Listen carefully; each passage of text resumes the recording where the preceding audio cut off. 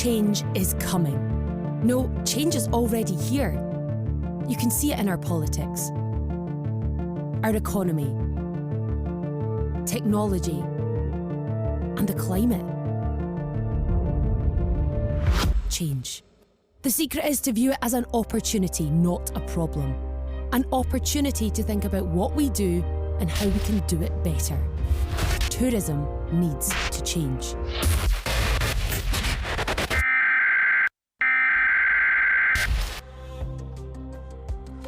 So I am standing before you today with a clear plan we have prepared. This was the year that reminded us of how powerful change can be and how quickly it can happen. But every time we got knocked down, we got back up. From every setback, we've redoubled our efforts. At the end of every tunnel, there is light. No one knows that better than us, and we will all continue to adapt to be ready for tomorrow. For we have a plan that is outward-looking, forward-thinking, responsive, collaborative, that will drive Scotland's economy. One that will enrich the lives of those who live here and those who visit. That will preserve our places for future generations by delivering responsible tourism. For we want everyone in Scotland to experience the benefits of tourism now and for many years to come. By working together, Scotland will succeed. By putting our communities, our people, our visitors, our businesses, and our environment at the heart of everything we do, we will make the most of change. Looking forward, Scotland can still be the world leader in 21st century tourism.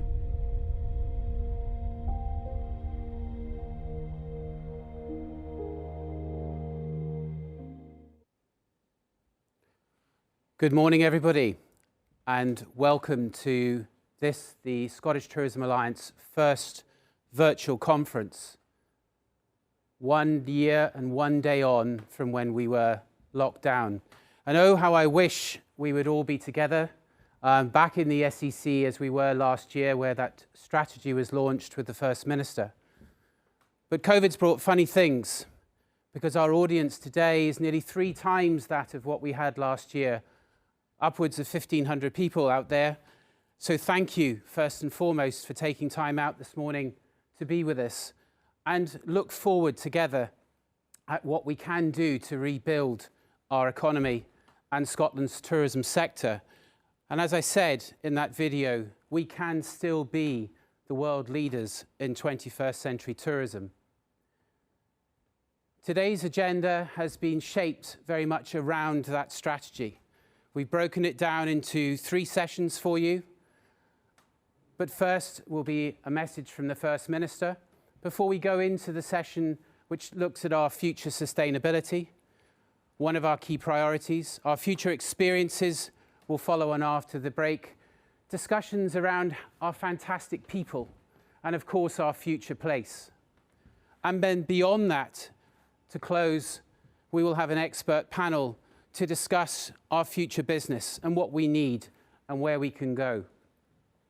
I'm absolutely delighted as the Chief Executive of the Scottish Tourism Alliance, as I say, to be leading a team and have with us an industry council made up of membership trade bodies who have been absolutely exemplary in their efforts over this last year, representing their individual sectors alongside us to Scottish Government and to all others, and helping keeping those in our industry positive as best as they can be. We know there's still challenges, but this is about addressing those challenges and seizing the opportunity that lies in front of us.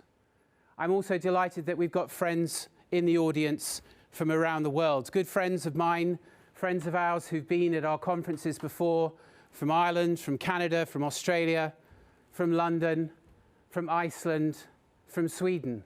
So welcome, friends.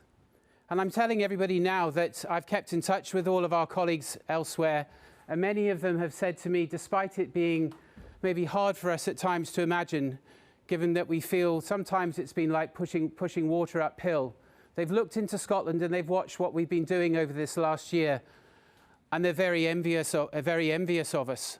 So we have to take the positives from that, but we know there is still plenty more to do. So this morning, as I say, it's about being upbeat, it's about looking forward, but that's not forgetting, of course, that there are still immediate challenges, and we won't shirk those, and we'll continue to do our best to represent and actually make sure that as many of our businesses and our industry together can come through this, and we will go on and succeed. But before we go into our first session with Caroline Bremner, who is of Euromonitor, we have had some words from our First Minister, Nicola Sturgeon. I'm very pleased that the Scottish Tourism Alliance's annual conference is going ahead in this format. But of course, that pleasure is tinged with a certain poignancy. After all, when we gathered for this event last year, Scotland had identified our first case of COVID just days before. And yesterday, a year since the first lockdown, our country observed a minute's silence in memory of the many lives we've lost during the pandemic. So it's natural today to reflect on all the challenges we faced and just how much has changed over these past 12 months. For the tourism sector, I do not underestimate just how horrendously difficult this past year has been. And I understand the enormous challenges that you are continuing to face. So let me take this opportunity to thank each and every one of you. You have shown incredible resilience, adaptability, ingenuity, and patience in the past year. By cooperating and working with us, you have helped to keep people safe and stop the spread of the virus. As a result, with the rollout of the vaccination programme, something much closer to normality is now very much in sight. And that's why we've been able to announce the initial return of tourism and domestic travel from the 26th of April. Now, the nature of the pandemic means that we are simply not able to provide detail beyond the next couple of months. But I do hope that the approach we have set out gives you more certainty and confidence about the future. As you know, we've also announced that eligible businesses will receive upfront restart grants. That's something that you told us was important. And as we prepare for the longer term, I can confirm that we're providing £25 million for a new tourism recovery programme.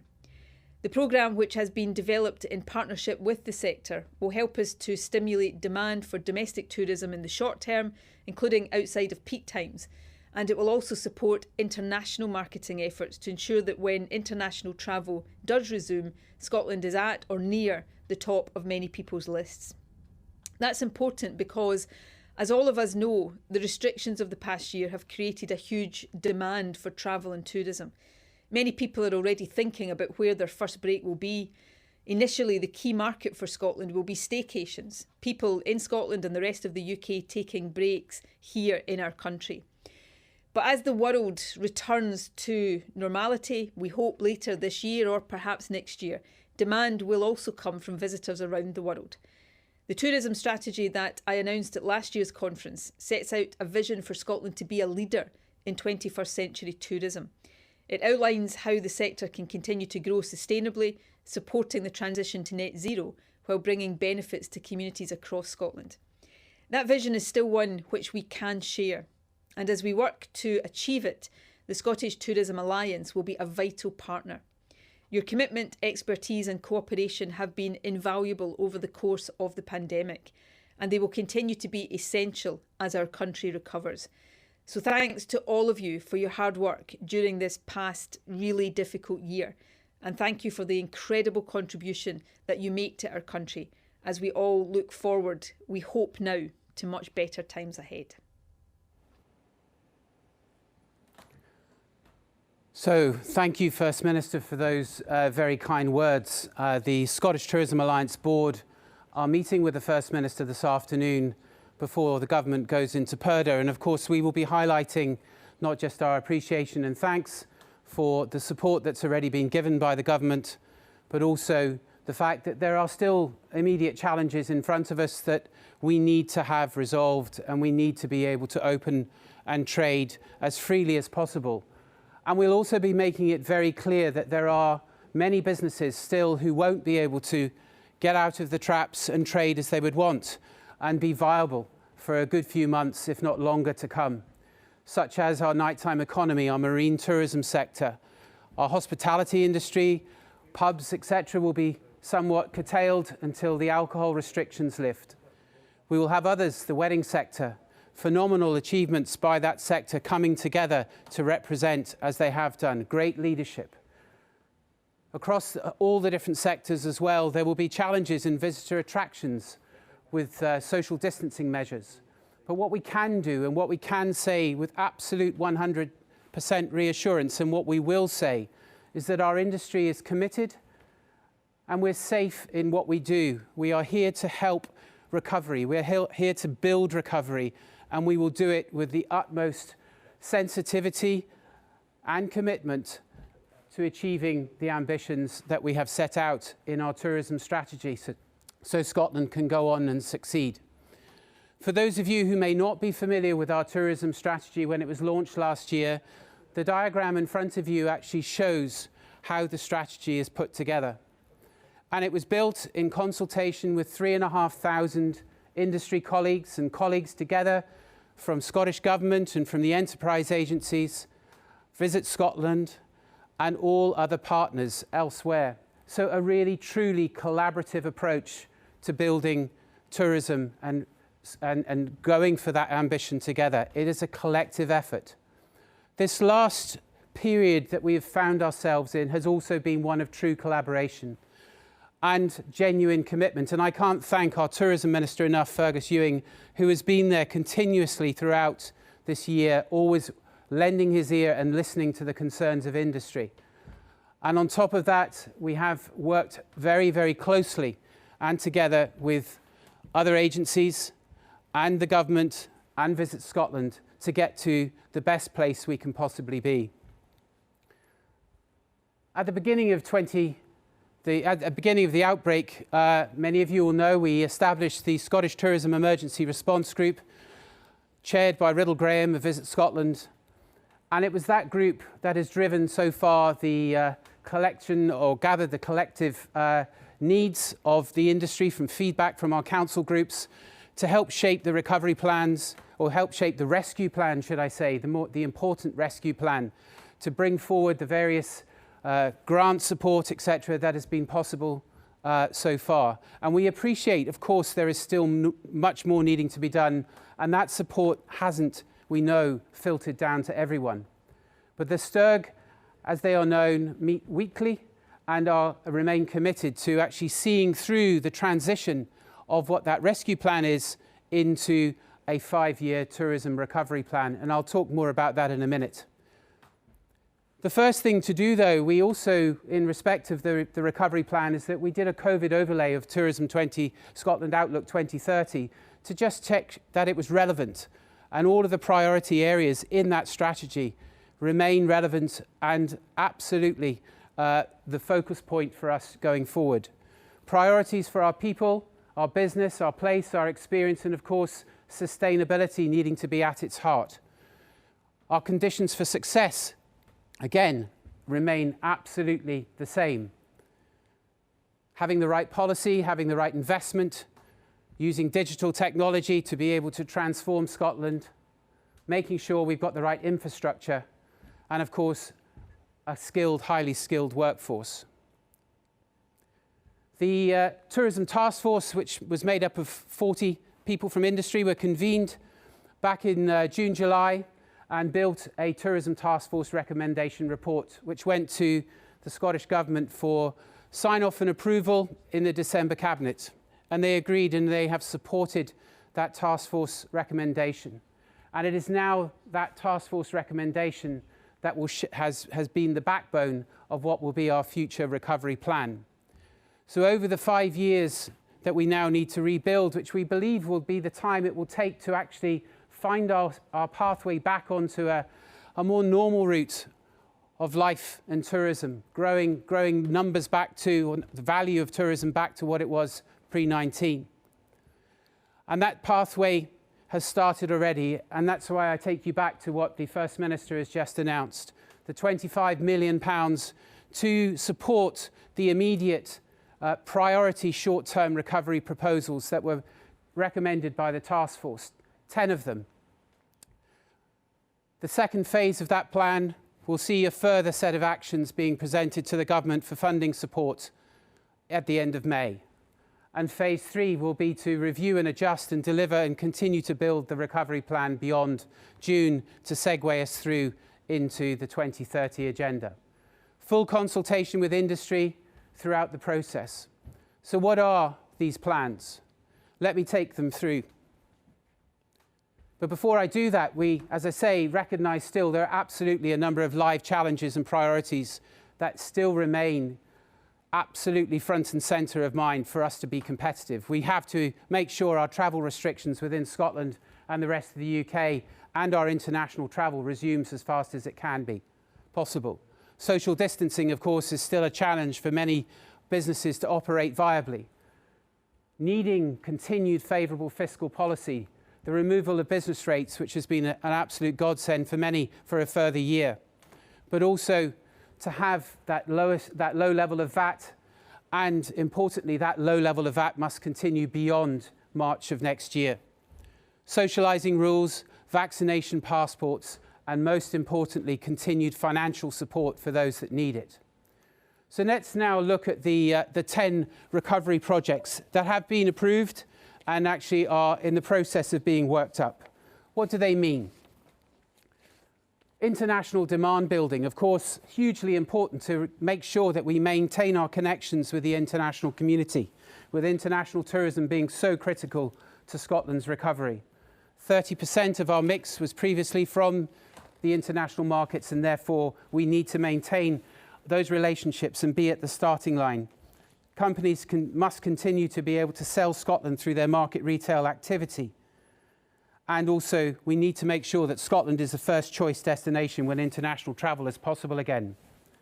A second programme around destination sector marketing funds to support the development and the packaging of Scotland's tourism product into world-class visitor experiences, driven by sectors and destinations. A holiday voucher scheme. And the key objective of this scheme is to stimulate off-season domestic breaks and day visits for low-income families, unpaid carers and disadvantaged young people by offering subsidised breaks in Scotland.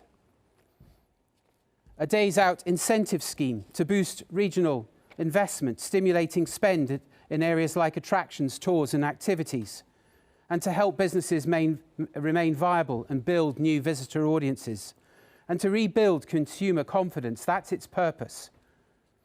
Importantly, strategic infrastructure. Investment to enable the strategic infrastructure plans in 6 of the priority areas identified by the Managing for Visitors Infrastructure Investment subgroup, and you'll hear more about that later. And looking at our people, the success of our investment in our people in our tourism and hospitality development programme, which you'll hear more about later, building on those key strengths and allowing more of our talented workforce to become better skilled and stronger in their leadership. And again, how are we going to get better at managing our destination? Destination Leaders Programme, proven success, but importantly, we need similar programmes around community leadership and rural leadership too. Our low carbon agenda is also one that tourism has to play its part in. And so a net zero pathway for Scotland's tourism industry is what one of the other projects is headlined. And that will be to develop and deliver a net zero pathway for Scottish tourism, a 5 and a 2-phase plan, which will build evidence and partnerships and drive innovation for environmental, economic and social benefits. But what's also important is that we have the resource and the data to actually inform our decisions. So we'll create a Scottish Tourism Observatory. And the aim of the project is to create this resource which industry would be able to access. It will have relevant and valuable data, analysis and insight which will be easily accessible and would exploit data developments and innovations to expand our knowledge further. And the 10th immediate project will be to look at investment models to support Scottish tourism recovery. A short-term project to assess the current investment market, explore the particular needs of business within the sector with a view to identifying gaps in investment support and the future focus of any new investment models. These are the first 10 immediate priorities, and £25 million has been pledged by Scottish Government today to make those happen. And as I said, the next wave of those projects will come over and be presented to Scottish Government by the end of May, and it will continue on from there. The process for that gathering and shaping those next projects will fully engage the industry, and you'll hear more about that in the weeks to come. Now, it gives me great pleasure to bring back a good friend of the Scottish Tourism Alliance, Caroline Bremner from Euromonitor. Caroline is a very, very busy lady. We are first up in her programme of presentations this week. Caroline, as you know, has been integral in also working with us on Scotland Outlook 2030. So I'm delighted to welcome her back to talk about sustainability and give us some insights into the global tourism sustainable outlook. So Caroline, thank you very much for being with us today, and I'll hand the stage to you. Thank you, Mark. And it's great to be with you all today at the Scottish Tourism Alliance. I'm delighted to present our latest research. So this is looking at the latest global forecasts for tourism and spending around the world. And then we have some brand new consumer survey data to get a sense of how COVID has really shaped and changed consumer values and their behaviours. And then taking a deep dive into some best practice on sustainability and some new data that we have launched in terms of our Sustainable Travel Index. So let's kick off. First of all, for those of you who aren't familiar with the work that we do at Euromonitor International, we are a global market research. A research company. I've been with the company for over 20 years and have been specializing in travel and tourism. And of course, last year was just, we'd never seen the like of that before. Even though the industry has had many knocks and crisis over the past few decades, but it really did help that we had this truly global network of researchers around the world to help us understand the impacts of COVID on travel and tourism. So when we look at the outlook, it's still very precarious. Last year we had this truly unprecedented drop in tourism spending, dropping by 57% globally last year.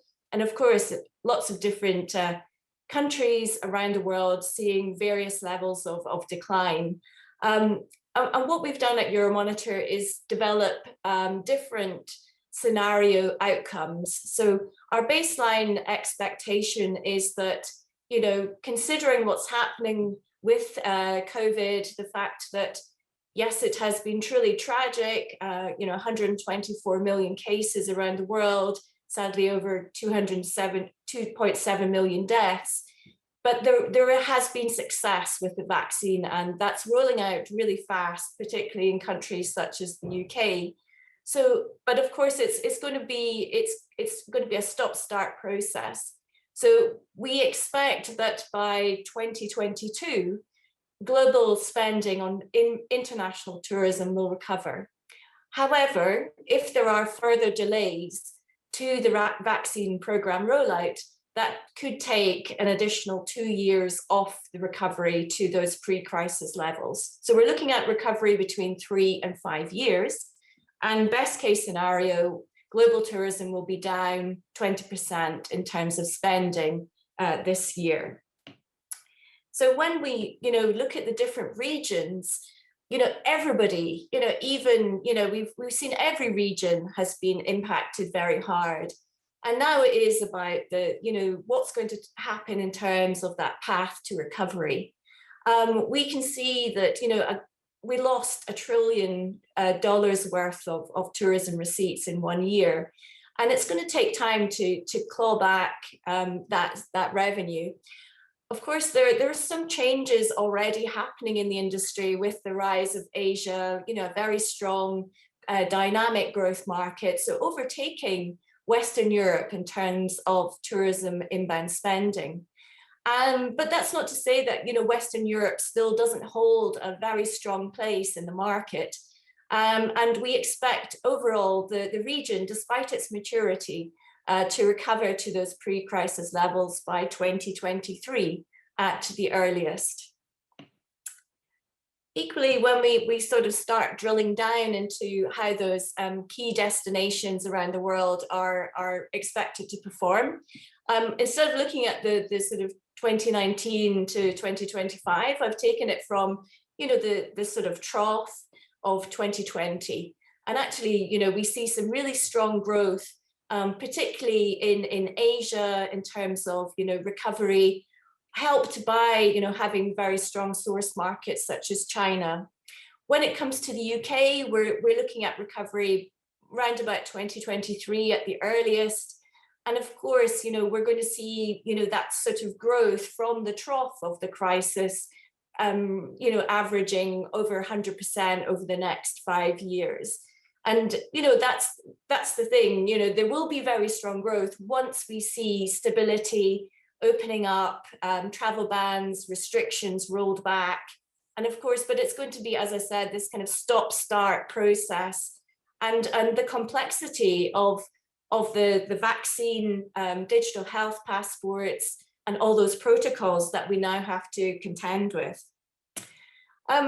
In terms of looking at, you know, I think we're also seeing this enormous change in mindset.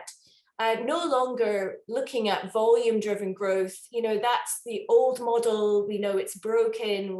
It's no longer fit for purpose.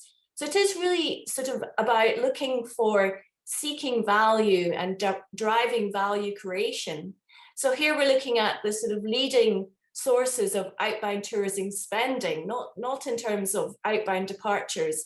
And you can see that there's some real sort of standout countries such as Australia, India, you know, we've got Vietnam, all these sort of, you know, China, that spend a lot more when they travel abroad compared to their European counterparts. So we have to really understand, how do we drive that volume, no longer that volume-driven recovery, but the value-driven recovery. And that's all part and parcel of the sustainability pivot that we want to see. So I've just, if you just bear with me, I just need to get back onto my phone so we can click through to the next slide. Here we're looking at global category sales. Of course, every sector has been hard hit. And, you know, we know, you know, the airline fleets grounded. And again, there's going to be a very slow recovery in terms of air travel. And that's an opportunity for other types of transport, such as rail or, you know, whatever alternatives there are to air overall. We can also see that sectors such as hotels are going to lose out in the short to mid-term to the short-term rentals that offer greater levels of flexibility, you know, more rural and nature sort of locations. And of course, domestic tourism is a key driver to many of the sectors that we see recovering quickly, such as experiences, attractions, once we have that opening up of the industry. And one sort of very strong fact that we can see from our outlook is, you know, digitalization, online travel, mobile travel. Having that sort of digital presence is absolutely critical to fast value growth recovery.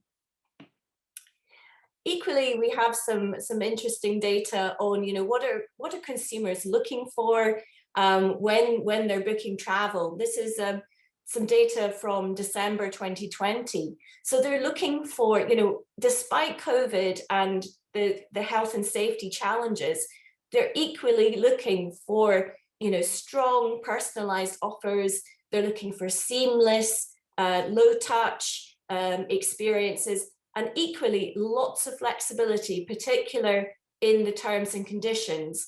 So you can see that over 50% for Canada, for France, are looking for those free cancellations.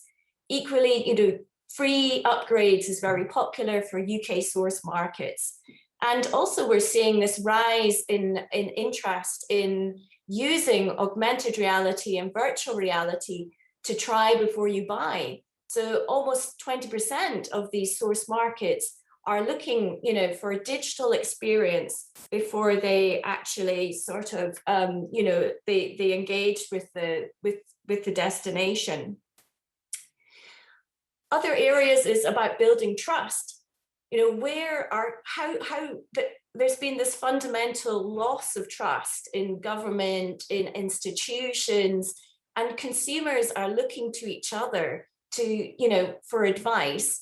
And what we're seeing here is the importance of these in-person conversations, talking to the family face to face. Where would you recommend to go on holiday? So that's really resonating with the Germans, for example. Social media influencers continue to be extremely important, especially for younger generations such as Gen Z. So you can see some really high levels of engagement with influencers when they're looking for travel tips and planning advice. I'm now going to sort of drill down a bit more into those changing consumer values. And I think what was really important for us was to understand the true impact of COVID, what really is fundamentally important to consumers. And it was really great to see that even more consumers this year in 2021, 66% of them globally say they want to have a positive impact on the environment through their daily actions. So they want to make a positive difference. And of course, there's still this ongoing concern about, being concerned with climate change. That remained steady at 65%. We also see this very high level of engagement with green and sustainable activities in consumers' lives. So I didn't include recycling, which is really, really high across lots of these countries. But I looked at, are they buying from purpose-driven brands? And purpose is where you really put social and environmental concerns front and center, along with profit. And so that was really strong in countries such as India, Spain, Italy. Equally, this drive to offset emissions, choose lower carbon forms of transport. That was really important in the likes of Germany and again in European source markets. Other areas that we've been able to capture is this sort of social element that really came to the fore last year with the Black Lives Matters movement, the Me Too movement. Consumers really want to buy and engage with brands that share the same values as them. This is really, and it's not just in the advanced world, India here, really strong engagement with brands that are aligned with their beliefs. And I thought it was very interesting as well, in countries like Germany, there's this very strong boycotting of brands that just don't align with their values and belief systems. So in terms of travel preferences, again, we've got this new data from January 2021, and we can see that consumers continue to seek relaxation and safe destinations, of course, what with the challenges of COVID, but equally this, uptick in interest in nature, the outdoors. And we know this because we can see what's happening with the staycation effect. But equally this rollback and sort of less interest in mass tourism options such as packages, group tours, urban city breaks. And we have this information for 40 different countries. So what I've done is sort of look at those groupings, which countries are selecting at least one option that can be deemed as sustainable versus a mass travel feature. And globally, it's pretty close. So 48% of consumers globally are selecting at least one sustainable travel feature when they go on holiday versus 52% for mass. And when we drill down to individual countries, China, France, Germany, Italy, all those source markets showing increased interest in sustainable travel features, more so than mass tourism features. That's a really interesting shift. And equally the same in the UK. It's not as distinct, but in the UK as well, we can see that there's a stronger interest in sustainability when selecting a travel destination. So let's move on to some of those best practices to watch. So, we just produced this new research on a sustainable travel index. And through that process, I was really, pleasantly surprised to find some really fantastic examples of sustainable tourism around the world. And it's also great to see that size doesn't matter. So Palau, this, very small destination, less than 100,000 visitors in the Pacific, and they want to be the world's first carbon neutral destination. And they're working with partners, NGOs, Slow Food, Sustainable Travel International. And this is so important as well, to work with these expert groups and charities. They're looking at the whole of the supply chain and particularly focusing on food supply, which I know will resonate well with Scotland. And of course, it's this truly holistic view of sustainability.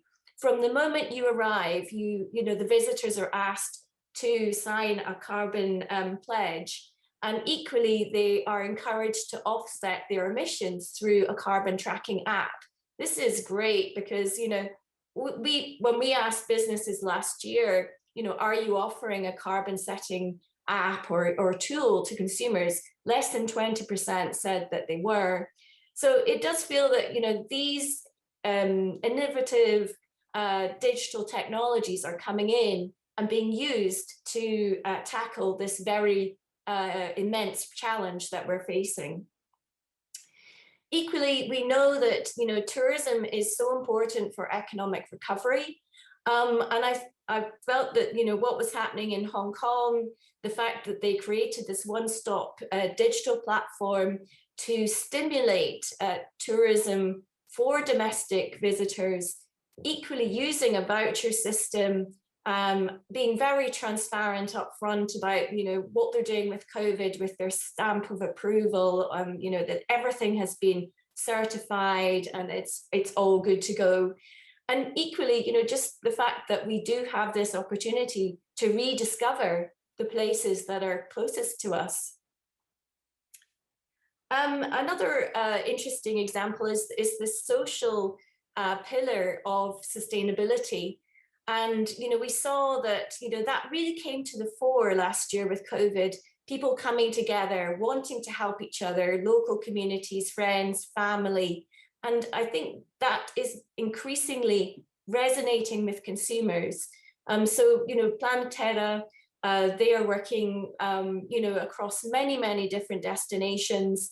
And I like the fact that they partnered with G Adventures, and, they were minimizing revenue that was being lost from destinations. They were maximizing the employment opportunities. They have this women's club in Zimbabwe where, the local women are their own bosses, and they are, expanding from targeting tourists and visitors and moving into creating their own enterprises in hospitality and local catering. So that's that sort of positive spin-off effect from tourism and those broader holistic benefits, which is great. And we know that consumers really want to, they want to engage with companies that have that social element, and there's that direct link in terms of those positive benefits. We know that New Zealand is, a front runner in terms of its approach. And it's great that actually they also are admitting when they, get things wrong. So they've completely sort of abandoned their visitor metric system and are moving to this tourism electronic card transaction system in the short to medium term. And I think it's also sort of acknowledging that the systems that we have in place, they need to transform. And we also need to change the way that we measure and the metrics that we use, again, moving away from volume-driven tourism to looking at broader holistic issues such as, resident satisfaction. And again, I know that's something that Scotland is going to be looking into. And it's great that they want in New Zealand 90% of all New Zealanders to be behind their tourism strategy and their approach. So actually saying to communities, do you agree with this? And if not, what can we do about it? And of course, it's also about like embracing next gen technology. EasyJet are really engaged with carbon offsetting. They do sort of, they're investing in renewable energy, but it's also taking it that one step further. And they want to be, sort of net zero. They're working with Airbus through partnership to look at next gen hydrogen and electric aircraft. It just feels like this is also an opportunity for Scotland to explore, our skills and our knowledge in renewables and innovation, and look at how can we provide these solutions. And of course, we've also, I really like this example in Kenya, which is the Barana Conservancy, and they're working with the Long Run. So they are sort of, again, this non-profit group. Their core sort of principles are conservation, commerce, community, and culture. And again, it just felt that, this can resonate really well in Scotland. Again, working with the likes of the Global Sustainable Tourism Council, taking this truly community-led view to the positive impacts and mitigating the negative environmental impacts through, very basic steps, but equally having, solar energy, a borehole, local farm, all these kind of things. Very, very interesting example there. So I'm just going to sort of wrap up with the sort of sustainable transformation research that we have just released. So this is where we have devised a sustainable travel index, leveraging 57 indicators across 99 countries. And so this was also part and parcel of us as a research company taking a more proactive approach to how to help destinations become more sustainable.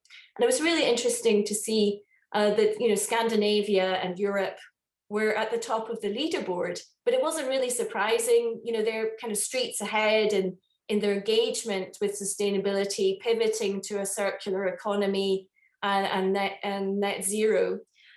Equally, it was the more that we sort of looked across different pillars, the more interesting stories we saw.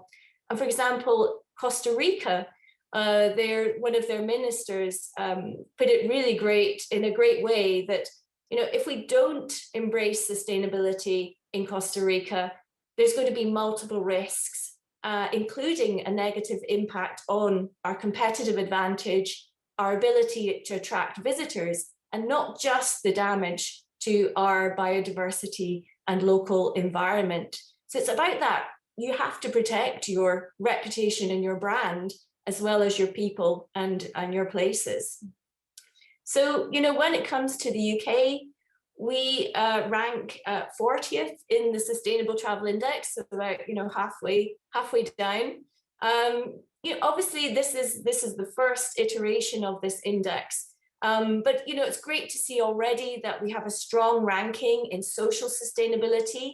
So great access to resources, education, and equally we have a sort of relatively good performance in economic sustainability, where we have a balance between domestic tourism and international tourism.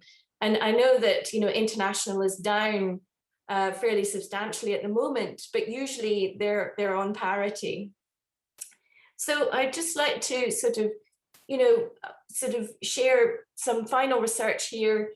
It feels like we're on the right path, but I feel that also the research that we have at Euromonitor, travel and tourism companies are still playing catch up to some of the other industries like packaging or retail or consumer product goods that have been on this journey for a bit longer.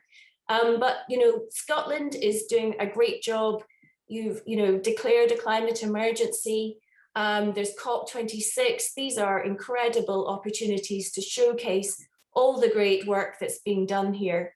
But I think it's also about learning from pioneers, looking at B Corp companies, talking to the likes of Intrepid, understanding, they're going beyond B Corp to even being science-based. So, even if you go along the path, you still have to continue. And it is a journey that we're all on together. So I'm just going to sort of do the wrap up. So, as I said, there's some great opportunities. I know that this has been a very challenging couple of months and years, but we have this great opportunity to pivot and transition to a value focused and driven travel and tourism industry. And of course, we also need to share and promote and showcase those positive benefits to communities. It's not just about job creation, but equally, the broader indirect benefits of tourism as well. And of course, this sustainable transformation has to be part and parcel of the digital transformation so that, we combine those two together. And it does feel that, without going down this path, we're not going to really make the most of our assets and our USPs. And ultimately, if we embrace sustainable transformation, we'll elevate the experience for the communities, for the visitors, and we'll be in a much better place. So I'd just like to say thank you for inviting me to present this research. And I hope that you really make the most of what's coming up with COP26, because this is a truly fantastic opportunity for Scotland. Caroline, thank you very much indeed for taking the time and sharing that insight with us. It's fascinating. And yes, yourself, we are committed as a country to change and use this opportunity, I suppose, to change more rapidly than maybe we would have been in a position to do so pre-COVID. Would you, I suppose the virtual piece is something that many businesses have embraced over this last year. I can only immediately think of this time of year with Lamathon in the agri-tourism sector, something that has been prolific and is growing and growing. And we'll hear more about, obviously, our food and drink agenda and locally sourced produce. But if there was one single thing that you could pick out from your insights into Scotland at the moment, which we are doing exceptionally well at, but still could do even better at, what would that be? And I suppose as a second question to you, and I'm going to ask the same to all our guest speakers today and our panelists, this year has been hell, and we all know that. But there has been a lot of positives that have come out of it. And it's whether it be innovation, coming together as an industry, and in our communities. You talked about communities in your presentation there, of how important they are going to be in the future. What would be your personal number one positive that we can take from COVID and build on? So 2 questions for you there. I feel that we have to, be a lot more sort of honest about, what's required. I feel that, for many years, we've just gone along with this volume growth model. And it now really is the time to sort of say, well, there's going to be that backlash against over-tourism. We can't ignore that now. The genie is out of the bottle. So how do we really create value? How do we really create, places that people want to spend longer in and create that sort of sense of a truly authentic experience? So for me, we have to have that sort of period of reflection, but equally we have to we've got to resist going back to the sort of volume approach. So that for me requires, again, a little bit of reconfiguring. And I feel that we also have to be honest about the impacts of travel and tourism. And one way would be to sort of just be upfront and transparent. I saw some research that Valencia is doing, and they're saying, well, the visitors that are coming in are causing this amount of pollution. They're spending this amount of energy and water and waste. But at the same time, you also have to put the value of those visitors into the local economy in terms of jobs and, you know, education and prosperity. So it does feel like just having a little bit more transparency on the positive and the negative. And I just feel that would be a great way to move the things forward. I think, just picking up on that point, Caroline, I think the economic shock that we've had as a sector has been felt right throughout the country. And if one thing COVID has done is demonstrated the importance of tourism to the wider economy. You talked a lot about the rural economy, obviously being, you know, where people will want to travel and visit. And we've seen, you know, big exodus into the rural parts of Scotland. But our cities are absolutely crushed at the moment, and they remain so with the lack of international travel, but also as an inner city destination. And is there anything that you're seeing in a global sense where those city destinations have really embraced the sustainable agenda? And you've cited Hong Kong as an example, but is there anywhere else in Europe that we could draw best practice from? I think, you know, when you look around Europe, there's some really great examples of sustainable cities. And, you know, the smart city initiatives have been going on for, you know, a couple of decades now. So, you know, that would definitely be, you know, to be looking at Vienna, looking at, you know, Scandinavia, and equally, you know, there's very bold steps. For example, you know, cities like Frankfurt or say Paris going car free, again, sort of reclaiming the city for the people, for the visitors, for the residents. You know, if you go down the Royal Mile just now, you know, there's very few cars, you know, and the same, you know, around the city of Edinburgh. It does feel that it's more of a place for people. And I guess it's also like, yeah, there's so many great examples out there, but definitely Vienna is an interesting one. And of course, Amsterdam, as well as what's happening with Flanders. And the fact that they've embraced this regenerative travel approach that again puts the importance of tourism is only secondary to the natural systems, to the communities.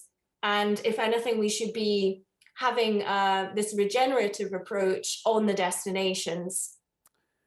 Well, I'm not going to let you get away with it. The last question, from a personal point of view, as I say, what would be that one thing, that one big positive that you've taken from this year that you want to carry forward and build on in the years to come? For me, there's a couple of points. I feel that we've all rediscovered where we live, and we've all rediscovered what's truly important to us in terms of family and friends, but equally appreciating, you know, I've not been able to travel to the Highlands to visit my dad, who's not very well. And just that sort of, you know, not taking things for granted.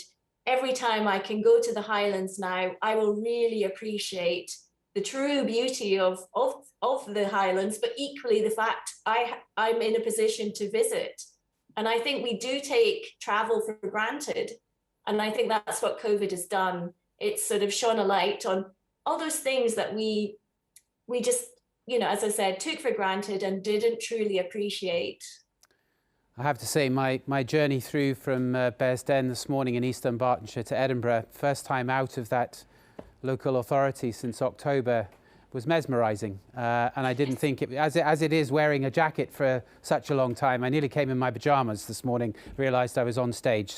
But thank you, Caroline, for your time as always. And great to have you as a close friend of the STA, and I know that you'll be working with us, I'm sure, on helping us evolve our action plan linked to Scotland Outlook 2030. And best of luck with your presentations in the rest of the week. And as we promised you, our technology would hold up. So I hope it does the same for you in your other presentations with the world travel market and elsewhere.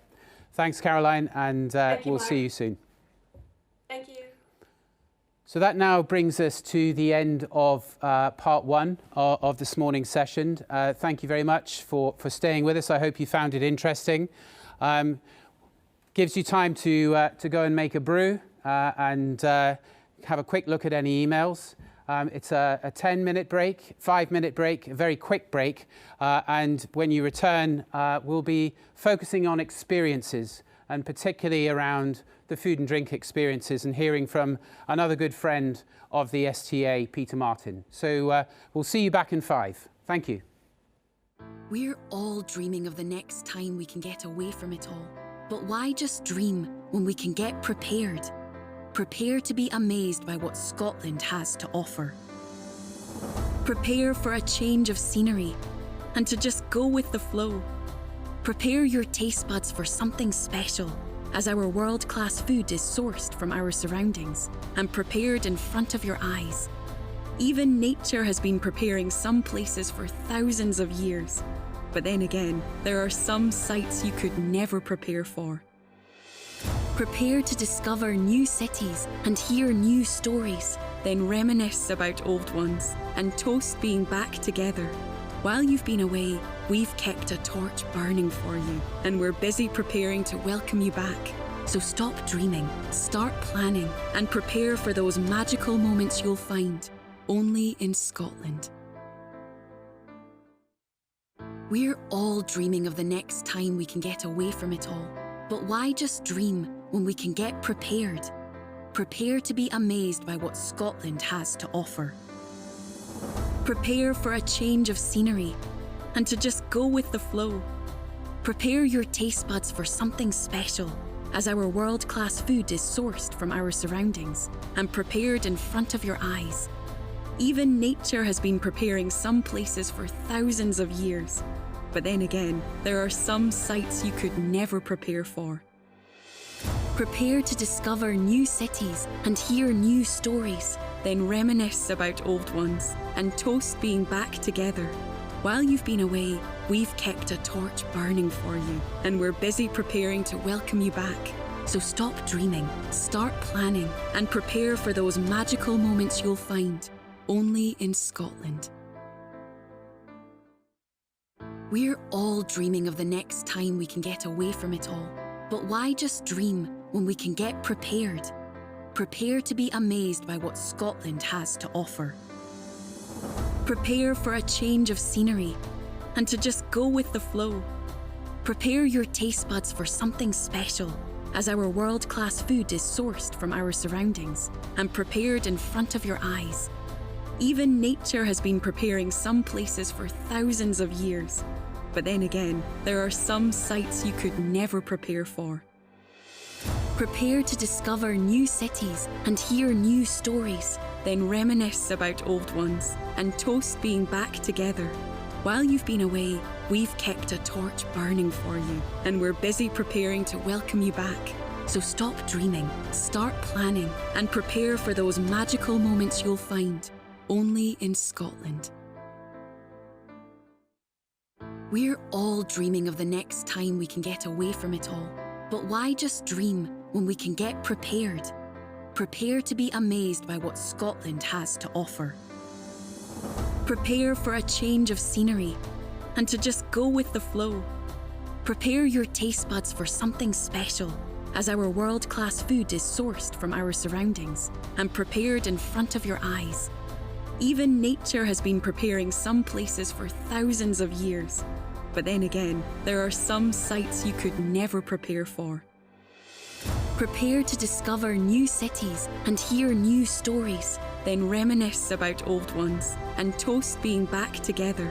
While you've been away, we've kept a torch burning for you, and we're busy preparing to welcome you back. So stop dreaming, start planning, and prepare for those magical moments you'll find only in Scotland. We're all dreaming of the next time we can get away from it all. But why just dream when we can get prepared?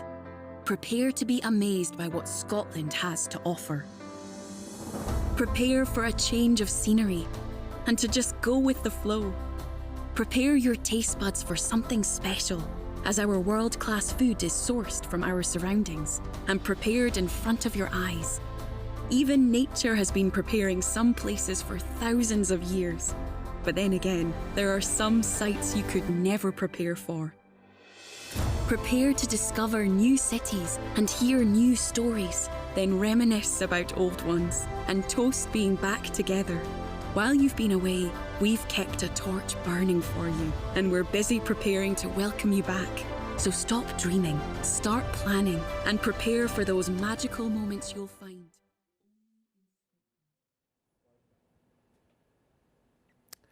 Welcome back, everybody. I hope you've managed to top up your coffee and are ready and refreshed for the second part of our conversation this morning, looking forward. We've been looking in the chat and just seeing who's joined us, and delighted to see we've got friends from Chicago. And if there's anyone else actually further than Chicago, it'd be great to put it in the chat, in the conversation online, and we'll keep track of any questions as well that you might have for the speakers. We might not be able to answer them today, but certainly we'll be feeding them back into the speakers themselves. That wonderful video that's just been showing through the link, the break there, very much centred on the amazing food and drink that we have in Scotland. Our provenance is one of the best, if not the best in the world. And as you'll know, we have our own food tourism strategy, which Scotland Food and Drink, together with the Scottish Tourism Alliance, launched a few years ago. And the Food Tourism Board have been working hard over the last year of how can we use food tourism to help recover. And food and drink is absolutely going to be central to our recovery. We also recently launched this week our Food Tourism Ambassador Programme as well. And if you want to be a Food Tourism Ambassador for Scotland, we'd encourage you to go and have a look at that link and make your application, because the more advocates we have for our wonderful food and drink, the more people will start to consume it and enjoy it as well as export it. And at this point, I'd also like to just make a quick reach out or acknowledgement of our supply chain, who've really, really suffered as much as we have in this break over this last year. And they're essential to our recovery. And I would encourage and ask you all to make sure that when we do get to reopen, that you take that into consideration, that supply chain themselves will need the time and to be able to be ready to make sure that you get your produce into your properties and you can deliver that experience. But enough from me talking about food and drink. I'm delighted now to welcome back again another friend of the Scottish Tourism Alliance who's been with us at conferences on several times before, Peter Martin. Peter, good morning to you, sir. Good morning, Mark. How are you? I'm very well indeed. I'm glad to see that you've brushed your hair today. It was a bit wild yesterday afternoon when we met. For those that don't know Peter is the Vice President of CGA, who are a leading UK-based food and drink consultancy. And I've joined a few of their conferences over the last year. He's been keeping track on the innovation and all the fantastic things that have been happening around the globe, but also in the UK. And Peter's going to tell us a bit more about that and actually whet the appetite and talk to us about what's hot and what's not, and where Scotland can thrive and deliver even better memorable experiences in the food and drink sector when we reopen. So Peter, over to you. Thank you, Mark. So my topic is what's cooking, what's brewing, and I suppose the answer to that is not a lot at the moment. But as we move out of lockdown, we hope that's going to change pretty dramatically for the out-of-home market. But what should we expect to see and happen as the market begins to reopen in the coming weeks and months? I've been looking at the latest data from CGA to see what that's telling us and how we might prepare. Now, I think it's probably widely accepted that the pandemic has accelerated many trends which were already forming out in the marketplace and in society. And certainly hospitality is no exception to that. Now, major behavioural shifts, which we think are already shaping and will certainly will continue to mould the food and drink sector, not just in Scotland and the UK, but probably globally too. But let's start by putting that in some sort of context. Right at the start of the pandemic, we identified 5 key areas. I'm sorry, I'm confusing you with too many fives, but 5 key areas which we thought would be absolutely vital in ensuring the economy, but particularly hospitality, survived. And also we think those are going to be a major influence on shaping the recovery as we go ahead in the next few months. First of all, government support and restrictions. You know, we live in the most restricted times, the most controlled environment we've ever had since the Second World War. How the government's trade allows us to do business and also supports us has been absolutely fundamental. And that will continue to happen. And obviously how we develop those relationships with our governments, whether it's Holyrood or Westminster, is going to be vital. The other one is really the financial strength of individual businesses in the sector. We've seen a lot close already. 7,500 individual unlicensed sites have closed since the start of the pandemic. A lot of people have come through, and actually that financial strength is going to be vital, as is the creativity and resolve of management teams, management and their teams. And we've seen a lot of creativity throughout lockdown, people doing different things, developing new services while they can. And I think this is probably going to be the most fundamental area which will determine how people succeed in the next few months and years. Willingness of customers to return, absolutely vital, but I think we're getting some pretty good news on that. Now, there's obviously some concern about the safety of hospitality and tourism, but actually I think the work we did as a sector last year has actually reassured a lot of those. I'll be talking about that. And probably the last area is we've got to remember we are a service industry. So we serve the wider economy and business. So how the economy reboots, how business reboots generally, and particularly on the international front in terms of tourism and business, is going to be absolutely fundamental. So I think as a sector, it's not just looking after ourselves, we need to make sure that the broader economy is supported as well and working together with those. So that is the framework we're looking at. But we have this new frontier out there. What are we going to face? How are we going to plot a route through it? So let's look at those 5 changes, which are going to make it a very different environment, I think, as we come out. The first one, delivery uptake. We all do it now. I mean, you know, you can't move for white van man. I live in rural Northamptonshire, south of the border, and there's probably as many Amazon vans as there are tractors these days. We know in grocery, delivery share of the market has risen from 7% to 14% over the lockdown, and it has been, in a sense, delivery has kept a lot of businesses in hospitality alive, and consumers have taken it. Over 50% of the UK population, GB population, have used a pickup or takeaway delivery from a mainstream branded operator. And the point is, it's moved away from just the fast food sector or traditional takeaway and delivery sectors. Pubs, restaurants have all taken this on board. And it's become a fundamental, and we believe it will continue. In fact, over 2/3 of consumers say who are currently ordering more frequently will plan to continue it. And it's the same in Scotland as well. We put those Scotland figures in. So a lot of times there is not a lot of difference between what we're seeing in UK as a whole and in Scotland. And dare I say it, in the States, the delivery and takeaway has been fundamental sector going at the moment, the drive-throughs, because it's not just about delivery, it's the whole convenience. It is growing. This is Tim Hortons. This is another one of those international brands coming into UK and growing. We've heard even this week of Popeyes coming, Wendy's coming. So the fast food sector has done pretty well because it has been able to trade because of takeaway. But we're seeing real developments in that as well. This is not in UK. This is in Texas, Velvet Taco, again, where we're probably seeing more development in the drive-through and QSR market. One located in different areas. This is next to a tire fitters, next to a filling station.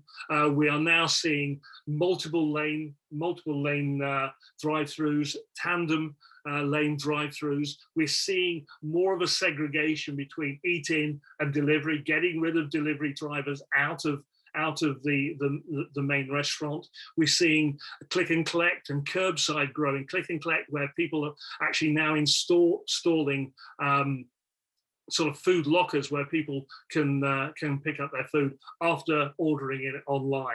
And I think a lot of these design developments we've seen in QSR are going to come into mainstream casual dining and pubs as well, as they adapt and use delivery as part of their overall offer. Watch what QSR is doing. It's going to be a major driver and a competitor for in the market, but also is going to give us a lot of ideas about how we develop our businesses. Of course, it's not just those sort of businesses. More upmarket chains have actually got into the delivery business. And meal kits are a big player. We've seen brands like Dishoom and Hawksmoor, which obviously have a presence in big cities right across Britain now. And also Pizza Pilgrims, pizza in the post. Who'd have thought of that? That has now become a fundamental part of that London-based chain's business as well. Dishoom's breakfast famous. Only yesterday, Hawksmoor and Flatiron is now looking after its delivery business, and it's taken its stake now into retail as well. Omnichannel is the word of the year. Something we must take advantage of as well. Understanding how your brand, how your business can work in new channels, not just the traditional ones. And consumers like it. A quarter of consumers have actually taken a cook your own ingredient box. And again, probably slightly less in Scotland, but still important. And more importantly, another 7% are going to try it. This is here to stay. It's got to be profitable, but I think people will be developing this as part of their ability. And when we ask operators themselves where they think competitors are going to come from in the coming year, delivery-only sites is now number one. So we're going to see more ghost kitchens built around the country. But actually even looking at that second and third area as well, pub restaurants and street food. Basically operations where they have the flexibility to add more, to have delivery in there, have click and collect, offer a local service as well, become part of the community. And that flexibility of street food is going to have a second wave, I think. It's a really important area. So those are big developments. And it's not just food. Drink is now being delivered increasingly. In our big cities, 35% of younger drinkers, the under 34s, have actually had alcohol delivered. And one of the big growth areas has been cocktails, because cocktails are normally consumed actually in bars out of home, and actually it has been hit in terms of sales. But the redeeming factor is that people are now ordering pre-made cocktails at home. 11% have already done it. Slightly less in Scotland, but not much. And really a similar figure, probably twice as many are willing to try it. This is a trend really gaining traction. And who wouldn't want a box like this turning up from your local bar? And again, it's a way of keeping your brand alive with the consumers and staying in touch. Well, we haven't been able to trade. And yes, that is a bottle of Johnny Walker, you'll be pleased to know. The thing when we come back though is, in the on-trade, people always like to experiment. 85% of consumers will experiment about trying new drinks. There's a real opportunity in the drinks field to offer something new, something different, but understand also about what those trends have been, what have people been drinking while they have been at home as well as the brands people have missed. So a big opportunity to really increase the experience around drink as well. Next big trend, digital. Absolutely. you wouldn't know it, but I'm actually changing these slides via my mobile phone. The advances of technology. But when we go out, everything is online. How do we search where we're going to go? Whether it's for a tourist attraction, whether it's a restaurant or a pub, it's online. We book online. We check in, and I think checking in is still going to be a part of what we do in pubs and restaurants going forward. We go to our table, we order at table. We top up our drinks by ordering on our app. We pay on our app, and then as we leave, we provide a review. The digital journey is going out now. It doesn't mean to say the hospitality is dead, because that allows then your teams to provide that extra level of service. But it is a change. It's what people want. And when we talk to major operators, well, big corporates and entrepreneurs, they now realize that's a fundamental part. 33% say digital is going to be pivotal in terms of their progress post-lockdown, and another 39% say it's important. If you are not digital, you are going to lose out, because your competitors are already there and taking it increasingly seriously as well. Talking to operators about how they see some of the problems. Skepticism, interestingly enough, really about technology is dissipated over lockdown. Why operators are now seeing the real benefits of technology. A lot of people who used to moan about integration, overload of data, not anymore, fewer and fewer. Embracing technology and the data and the analysis it can have. It's the world. And dare I say it probably will favour the bigger groups who can invest in it. So one has to be aware of what your competitors are doing and how they're changing it. But digital is absolutely core, and it is for consumers. Over 60% are now planning more thoroughly online about their visits out. And again, operators are saying it is the fact that consumers are doing that is actually positive for them. They are going to embrace it. A third are now saying they're going to take that into account in their strategies going forward. And again, it's not just the consumer journey. Technology is going to be important. Operators tell us behind the scenes, managing labour costs, driving team engagement. How many teams have been on Zoom? This will not go away. It's been one of the few advantages of lockdown, that engagement with teams. But then that will allow companies to be more efficient. Digitalisation will provide more efficiency and allow your teams to do looking after your customers. Third area, a big shift to quality, provenance and health. And this is sort of all mixed up together as well. It's part of the green revolution. It's important now because obviously we're seeing agriculture change. Agriculture policy is changing because of Brexit. And I'm not going to talk about whether that's right or wrong, but it is a reality. We are going to get new policies. But consumers are engaged in that. And I think, as a business, we need to be engaged fully with consumers, but also the policymakers around the future of our food. But it is going to be greener, and it is going to be healthier. Consumers tell us 70% that they are proactively trying to lead a healthy lifestyle, despite what perhaps people south of the border think about Scots is no different. Health is a big increasing issue. And actually, it's quite interesting tracking people through the pandemic. Although people have been financially stretched, without a doubt during the pandemic, their main concern has not necessarily been finance. That's number two. It has been their well-being, the well-being of themselves, their friends, and their family. That's been very important. More exercise, healthier. Now, not everybody's gone down that route, but the vast majority of consumers have, and that is a real trend. And when we ask again the operators about what they're going to do when they reopen again, traditional favourites, obviously there, but the next ones, higher quality items, healthier options, local produce. They are not going down the cheap route. It's about giving people a better quality experience when they do come back into bars, hotels, restaurants. And I think that is absolutely fundamental. And local's part of that, health is part of that, quality is part of that. And it's not just, we've seen this growth in vegetarianism and veganism, and it's not just either or, because there is a debate whether plant-based products grown in labs, meat substitutes, are better than beef reared on grass. But that is a debate which is alive and should be engaged with the industry as well. The consumers are engaging in it. But whatever it's about, it is about raising standards and raising quality. Consumers want more ethically produced ingredients. They want to understand where things are coming from. Sourcing is becoming much more important every time, as is this whole thing about quality. Operators also believe quality is important, and so do consumers.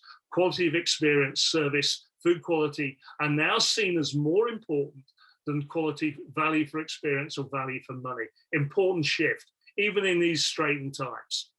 And then we look up to the future. This is a brand Sweetgreens out of the States. Yeah, healthy living, basically a salad brand which grew out of DC, moved to the West Coast. Their headquarters moved to the West Coast because they've taken on digitalization and technology. This is where it all comes together, local and digital.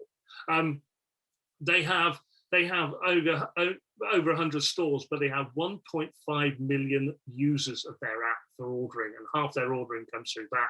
But a lot of that technology is also linked to their supply chain as well. They work with local suppliers, and they look at technology to make sure that the crops, the produce they're going to be selling in their store at an optimum level. This is really high tech.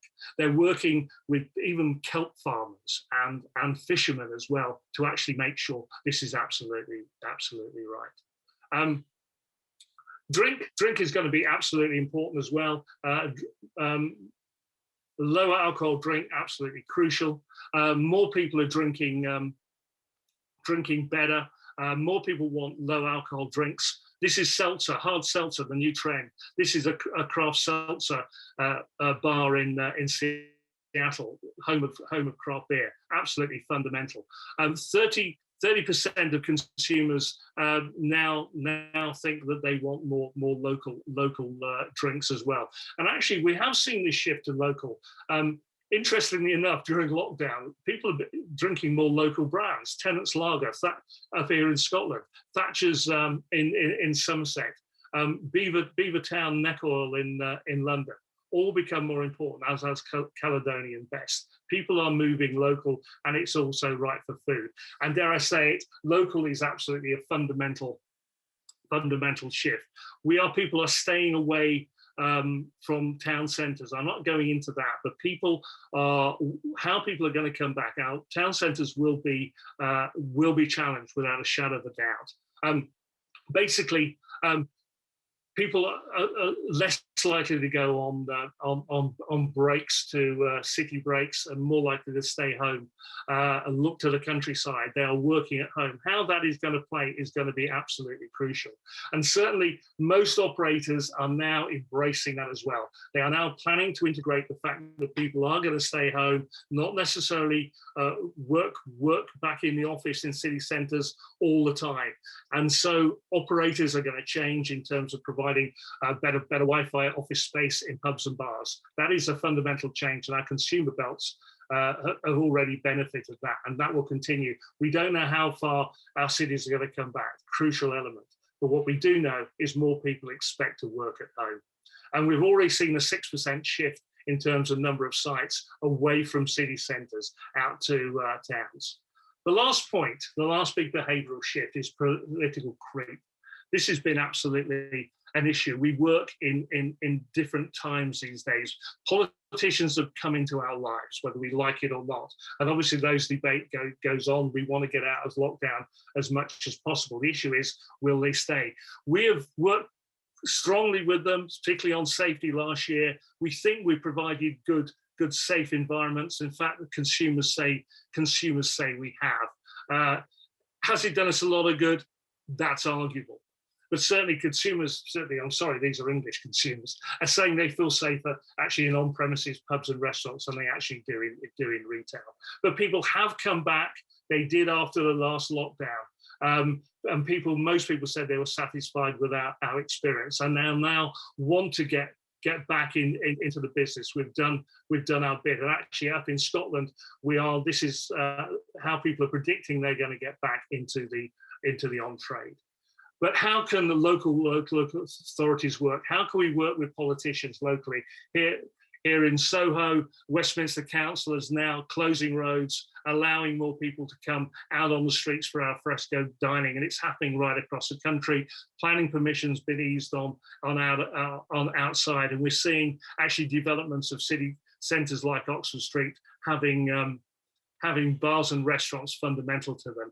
But we have a concern about the influence of health and the anti-alcohol lobby only growing, and that is a concern. Are they going to allow us to trade and work with consumers as they become greener and want to be healthier, or are we going to have an imposition of what we can and can't sell? And I think this is going to be a major debate for us going forward. So the new frontier: delivery uptake, digital adoption, shift to quality and provenance, staying local, and political creep. Those things have changed the environment. And how are we going to react? Let's look at those big elements we talked about before. We hope that will dissipate. Financial strength, well, you need it now. I think the creativity and resolve of management teams is going to be crucial going forward. Customers are willing to come back, we know, and hopefully so will the economy. But creativity is core. And just to go through very quickly, we know the scene's changed. There are fewer sites out there. People have had to close. It is absolutely disastrous for a lot of people. The landscape is not what it was. But what we have is confidence amongst operators higher than ever before. Well, not ever before, but certainly since the pandemic. They're actually back to 2019 levels. There is a real confidence amongst operators, and they believe there will be newcomers into the market as well, at almost at a higher level than 2019. Our compatriots, in terms of operators, expect there to be more competition. More openings and fewer closures. That confidence is really coming through, and we're seeing it very quickly. What's out there new? Escape to Freight Island, a whole complex in Manchester, which won the Best Newcomer at the Peach Hero and Icon Awards last year. Street food by any other name. Beerhoff in Birmingham. Cargo in Bristol. Yes, you've seen it. Shelter Hall in Brighton. Basically, more outside, more street food, helping local suppliers get into the market. A lot of collaboration, something Mark talked about earlier. This is probably the biggest trend, as is going outside as well. And also operating with local authorities as well. Here, with you in Edinburgh, Victoria Street, as we know, a lot of operators want to see that pedestrianised so they can have more al fresco dining. And again, in George Street as well, less traffic, more people outside, more opportunities for tourism and the hospitality sector. And it's the same in Liverpool, this cooperation. And yes, I've given you a bonus trend. We are taking the indoors, outdoors. And basically, that is probably a global trend. That's your sixth and extra bonus trend. And dare I say, if it can happen in Boston, Massachusetts, or it can happen in Toronto, where their weather, dare I say, in winter is probably even worse than Scotland's and Britain's. So if they can do it there, this is going to happen everywhere. Ladies and gentlemen, a very quick run through of some of the trends and some of the behavioural shifts which are going to shape our food and drink market in the coming months and years. Thanks very much. Peter, thanks for that incredible whirlwind insight. Delighted we managed to hang on to you on the broadband feed there. We were getting a bit shaky at times, but really great insight, really great content, and it just goes to show that there is still light on the horizon and a lot can be done with the food and drink experience as a whole. I, for one, have certainly indulged in a lot of really great local produce over the COVID year, whiskey tastings, gin tastings, and even had an amazing seafood cookery experience thanks to Seafood Scotland with Scott at the Three Chimneys. So really great opportunity ahead, and I think we have to take that as positives, and we need the planners, as you say, and the local authorities to work with the industry. But we have some more immediate hurdles to get over around just getting to an open point as well. But time's pressing. Peter, as always, I'd just like to say thanks again for being with us today, and hope you're going to stick with us for the rest of the morning. And we'll move on, because importantly, to be able to deliver amazing food and drink experiences, we need to have amazing people. And Peter spoke there about having creative resolve in our management teams. And one of the very first recommendations that was spoken about, or the needs of the task force, was to actually do something importantly, protect our emerging talent and grow our emerging talent. And how can we do that so we don't lose them to other industries and keep them engaged? So the Tourism Skills Group that's been working very closely throughout had a subgroup that came together and very quickly we realised that here is the opportunity and we must do something. And there was no better organisation than HIT Scotland, who we all know, to actually bring together a programme of leadership development, supervisory management development, working with an expert training company to deliver what is now 2,000 scholarships ongoing, midway through at the moment. So at this point, I'm going to stop and let you all listen to a fantastic interview with the Chief Executive of HIT Scotland, David Cochrane, and the owner of the training company, Jenny, who has actually crafted the course, and they can tell you about how things are progressing. So indulge yourself in this video for the next 15 minutes or so. Thank you.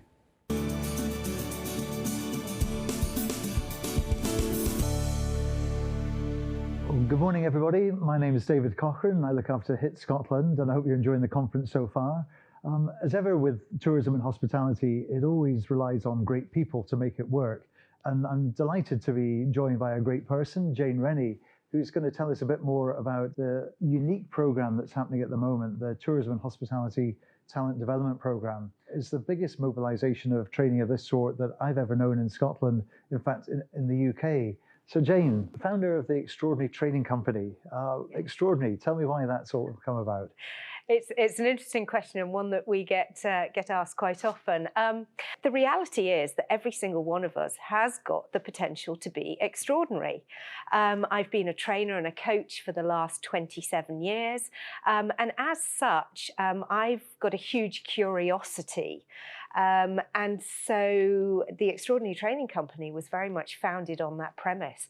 I wanted to be able to share that curiosity, that passion for my own learning. Fantastic. Your relationship with hospitality and tourism, though, you've done many courses over the years within hospitality, is that right? My background is quite eclectic. I suppose most people would know me for working either in the oil and gas industry. I spent a lot of time out in the Middle East.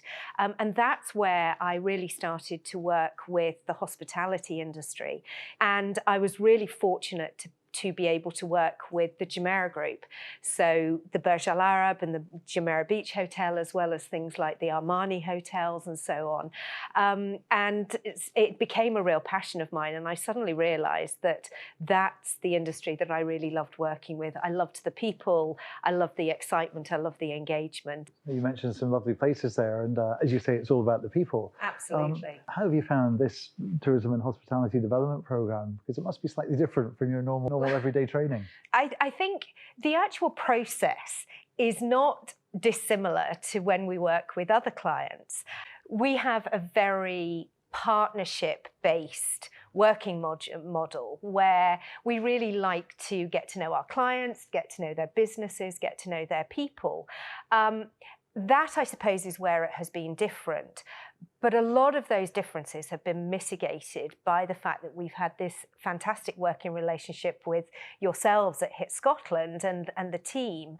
I think we've been very clear about the outcomes, what we wanted to do, what we wanted to achieve. And that has really helped. And I know you and I have mentioned on a couple of occasions previously the insanity of bringing such a huge program to life in a very short period of time.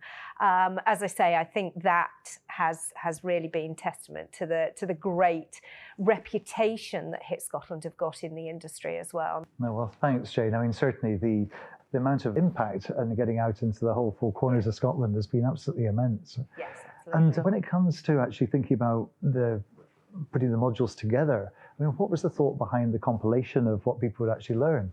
I think first and foremost, we recognise that the landscape of the industry has changed tremendously over the last 12 months, and people are typically going to be going back into a workplace that is very different from the one that they left a year ago. So when I was designing the programme, I was very mindful that I didn't just want people to come away with some tools or some skills to help them do the same thing better, but rather I wanted to really challenge the mindsets. I designed it around inclusivity, so that there were some foundational modules that everybody, whether you were a leader, manager or supervisor, could be involved in. And then I simply took some of the more challenging pain points that would be addressed by the different levels and designed some bespoke modules. I guess you've had to get a dream team of people to be on board to actually deliver all that.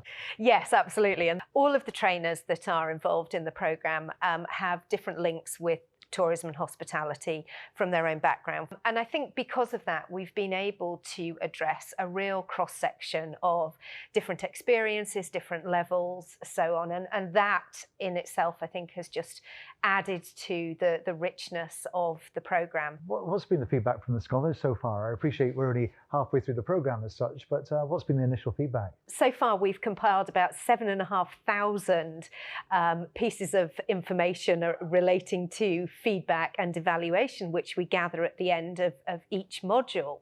I think what has been amazing to see is the comments both in our group chat, social media, even texts and emails that are coming in, just saying how much they're enjoying the programme. It's been a great opportunity for them in what has been a very challenging year for a lot of them. But have the trainers found that it's been beneficial for them? Because we've got trainers from Scotland, from UK, and even from close Europe. So what's their feedback been for you? They've been absolutely fantastic. The reality is that we have a team that are truly collaborative in the greatest sense of the word. They share best practices, they come together, we talk a lot, we make sure that communication is a really, really important part of what we do. And I think they have built such amazing relationships with their cohorts. One of the things I was very mindful of when I was developing the programme was that I wanted one trainer to be responsible for one cohort through the entire life cycle of the programme. That way they could build that relationship across the 10 weeks. And of course, when they're building those relationships, it becomes much easier, the free flow of conversation, of information. And that's exactly the same with the training team. What are the traits that are coming out of dealing with the different cohorts? I just don't think we can overemphasize just how much positivity there has been from the scholars themselves. I think they are so committed to their own learning, wanting to take on board, using this amazing opportunity that's been provided by HIT Scotland to allow people who perhaps otherwise wouldn't have access to the kind of training and learning that that has been offered. No, that's great to hear, and it's great to have positivity in this climate as well. And thinking about the programme, as far as what's been the biggest unexpected outcome that you've had fed back to you or you've experienced yourself? I think less extraordinary or unusual and probably more insightful, and that has really been from the scholars themselves, who have really relished the opportunity to take ownership of their own learning. Whilst as trainers we all wish and hope that that's exactly what learners do, it's been very much more noticeable from these scholars. Perhaps that's because they have had a period of time where they've been isolated and on their own and not with their work colleagues. I think one of the really lovely outcomes has been from some of the scholars who have learning differences. We did what we call welfare calls. So we reached out to each of those scholars with those learning differences and simply said, how can we better support you? How can we make this a better learning experience for you? And the overriding feedback that has come back has been one of, I cannot believe that I have never been asked that question before. So I suppose if nothing else, that outcome has shown us that it is absolutely possible for training to be completely inclusive. No, that's wonderful to hear. And something I'll ask quite often is as far as online learning compared to live learning. How are you finding that sort of online versus people being in a traditional learning environment? I think certainly online learning is definitely having its heyday, its time in the spotlight at the moment, isn't it? From a personal perspective, I fully accept that online learning is flexible, it's cost effective, it's scalable, it allows us to go out and reach so many more people than potentially we would be able to in a face-to-face setting. And so I do think that online learning has its rightful place, and I'm a huge advocate of it. I think one of the things that we've done as a business over the last year is recognise that online learning experiences can be amazing, extraordinary experiences as long as they are designed with the learner in mind. And I don't think anybody can deny that over the last year, the human connection, that sort of human moment, has been hugely missing for many of us. And whilst I think that moving forward, face-to-face training is in fact going to come back, it's going to, I think, become a more blended approach. I mean, in one of my cohorts, I have got a number of managers and leaders from the Outer Hebrides, from Iona, from up in the Shetlands. Now, that would be very prohibitive if we were doing that face-to-face. So being able to include them in this programme, I think, was a great initiative and one that I think Hit Scotland have got absolutely right. No, well, thanks for that. And given that this is one of the COVID recovery, hopefully legacy programs actually, that will be a positive beacon for what's happened during the pandemic, do you feel they're ready for the recovery? Are they working towards that recovery moment? I absolutely do. I think the overarching optimism and positivity about how they can shape the tomorrow of the tourism and hospitality industry has been amazing. And I've got absolutely no doubt that despite the fact that we are going back into a very different landscape, I think it's an incredible opportunity to shape the future of the industry in a much more positive way. No, well, that's great to hear. The great thing is it dovetails into the 2030 strategy as well, for having passionate people who are motivated, well-trained and delivering the great product within Scotland. So what do you feel is the next steps on the development front, Jane? One of the things that I was very mindful of was that we really embraced and capitalised on the scholars really wanting to take ownership of their learning. And so one of the questions that we've been asking them is, what would be helpful coming next? We're hearing a number of things. Support is a really big one. I think in terms of whether that looks like, mentoring or more formal coaching. But I think it's about continuing to ask them, because I think as long as we are asking them, there is an engagement, there is the thought that they are contributing to the future of the industry to make sure that we provide a legacy piece really moving forward. No, that sounds great. And as you say, I think a positive legacy out of a dark time for the industry would be very, very welcome. Jane Rennie from the Extraordinary Training Company, it's been a real pleasure meeting you more formally today and hearing more about your side of the development programme. I think it really has been a success, because I think it's going to make a huge difference to the recovery of Scottish hospitality and tourism and everybody involved in the sector. We're going to hear from 3 or 4 scholars just to get their view of what they've learned. But thank you for your time today, and for the audience, please enjoy the rest of the conference. In what has been a surreal 12 months with many issues for the whole industry, this course has been invaluable in reconnecting with others in the field. The theoretical models explained within the course are fantastic for personal development, and even at this early stage of the programme, can see myself subconsciously using these methods to communicate to our heads of departments and teams, providing a positive outlook and strong engagement across the board. In a year where face-to-face communication has been almost non-existent, the use of Zoom breakout rooms within these sessions has had a reassuring effect that the challenges we have been facing is echoed across so many venues. I would like to thank Hit Scotland for the opportunity and such a dynamic industry-wide forum for the development of tourism and hospitality in Scotland. I'd like to say a massive thank you to David and everyone at Hit Scotland for the opportunity of bringing so many of us in our hospitality sector together online in this groundbreaking initiative. It's given me the opportunity to reconnect with my peers in hospitality and realise the same challenges that we all currently face. It's helped fuel the passion that I have for what we do and has already taught me new skills. It's given me a deeper understanding that learning and growing is the key to success. It's also reminded me why we do what we do and the level of resilience that we have in our sector, unlike any other. I've been taking part in this course for the past 4 weeks now, and I would say it's really pushed me to think outside the box, to change the way perhaps I would deal in certain situations, to how better I could lead my team. And I'm also learning off of the 25 other incredible people that are in my group, because they come from such varied backgrounds, and their expertise and knowledge with mine builds a greater platform to learn from. I'm incredibly grateful for this experience, and it will allow me to take it back to my own team to teach them what I have learned, and also to apply the different skills that I have learned so far. This development programme provided by HIT Scotland has provided focus during a time of much uncertainty within the industry.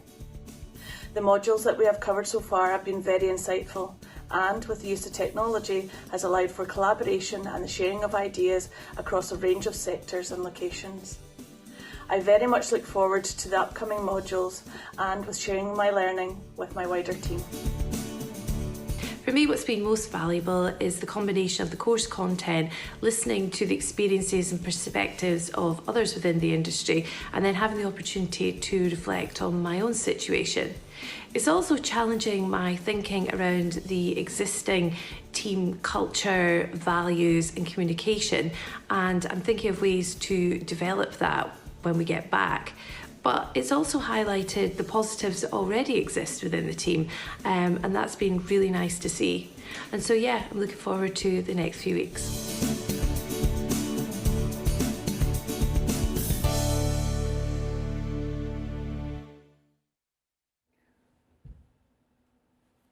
Every single one of us has the potential to be extraordinary.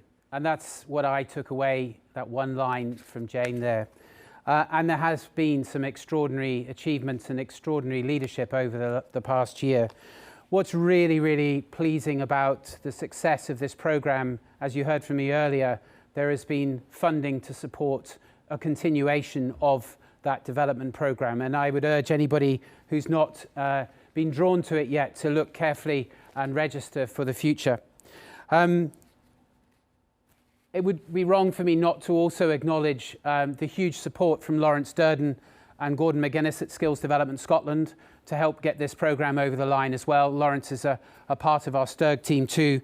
And again, it's a full effort and a combined effort from the Skills Group with Robert Allen as the chair of that group. But a great, great example. And my God, we need our teams to be absolutely at full strength when we come back and really drive tourism to its full potential. So the final session in session two, before we, the final speaker in session two, before we go to, again, a very short break, I'm conscious we're running slightly over, is our keynote speaker from last year. A friend, he's become a good friend over this year, Doug Lansky. And Doug is in Stockholm, so we are a fully international event. He's sitting there looking very cool. He's going to do all sorts of stuff with technology. The last time I think I saw you, Doug, in the flesh, we were in the Sky Bar at the Radisson Red with your comrades there, or our comrades, Johannes from Iceland and Conrad from Holland and JP from the Faroe Islands. So, and then all hell broke loose. We had to go our separate ways. So you've been a bit busy over the last year because you've not been allowed to travel. And I was intrigued when we spoke last time about the project you've been working on. And we've heard from our speakers this morning about the importance of digital and actually smart tourism as well. And you've been beavering away building a project that I thought would be really, really cool if you could share what you've been doing with the audience today of how our future destinations could be totally connected. and being totally connected could drive so many multitudes of benefits, both for the sector and for all the challenges that we face around ergonomics, of moving the people, but also optimizing the real value of the experience for the consumer and actually helping businesses grow. So I'm going to hand over to you. As I say, we're pushed for time, so you can deliver it in your usual style and humour us all at the same time. So thanks a lot, Doug, and thank you for being with us again. Yeah. Hey, Mark, that was a great picture, by the way. I'm just two things. Well, I don't remember so much from that evening after that photo was taken. And I'm just happy to say when I see that shirt I'm wearing, I'm just happy it still fits after this year with Corona. Because I think the one thing that we've all really come a long way with is our YouTube series watching. We've all caught up a good deal, plus probably a little HBO and Amazon Prime on top of it. But let's jump right into it, shall we? Super excited to be back. I want to say there. I wish I was there. I'm here, and we're all sort of stuck in our homes. Hopefully, most of us are wearing clothes at the moment. Let me go right to my screen share and tell you what I've been up to. Okay, so let's click on this, and off we go to the races here. And what I want to jump into is kind of talking about the problem, right? And we saw, this is from the German Autobahn, like in the 30s. This is when traffic started. There were not many cars around, right? I mean, it wasn't a problem to have traffic. And then we learned after a little while, as people bought more cars and they became cheaper and mass produced, that traffic became a flippin' nightmare. And for decades, we didn't do anything about it. Like, it was like a sport to play against cars. Eventually, we figured this out, right? We figured out traffic lights, parking regulations, driving licenses, all that kind of stuff that was required to organize it. But we have to not forget, it took us decades to get there, because travel was the same way. First, there weren't many flights and weren't many travelers. It was a rich person's endeavor. And the only marketing we had was, you know, not very high tech. But as we know, it went from a sideshow industry to an amazingly huge industry. And now the whole world is hyper connected and people are traveling like mad. And we get situations like this, not unlike the traffic situation. And here's the reason. If we look at international tourism, 1950, it went from 25 million people to 1.5 billion. Okay, the global population in that same period went from 2.5 billion to 7.8 billion. And another way of looking at this is that's a 5,900% increase, while the global population only went up 212%. So of course, there's going to be a bottleneck at some point. There's a crossroads or a tipping point we're going to get to.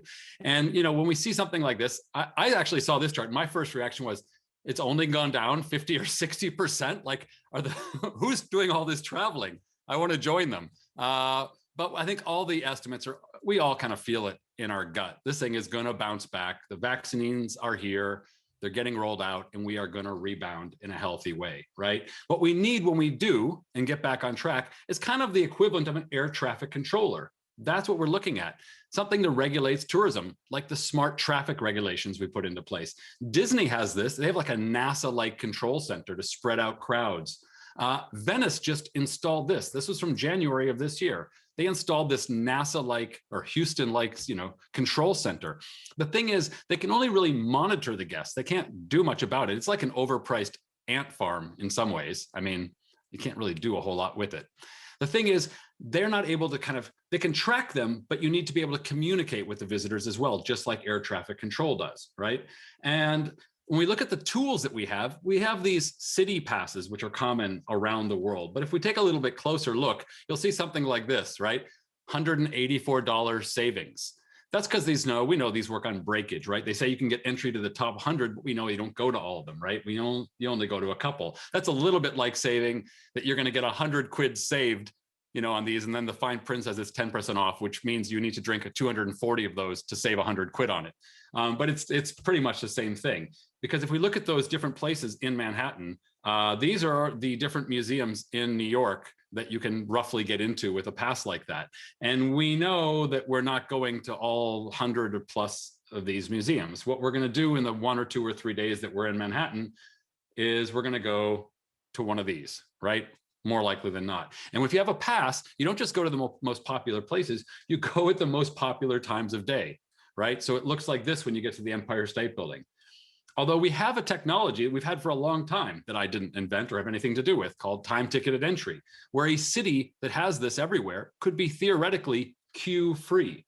It's pretty amazing. That means when people aren't in queues, they can shop more, spend more, all that kind of stuff.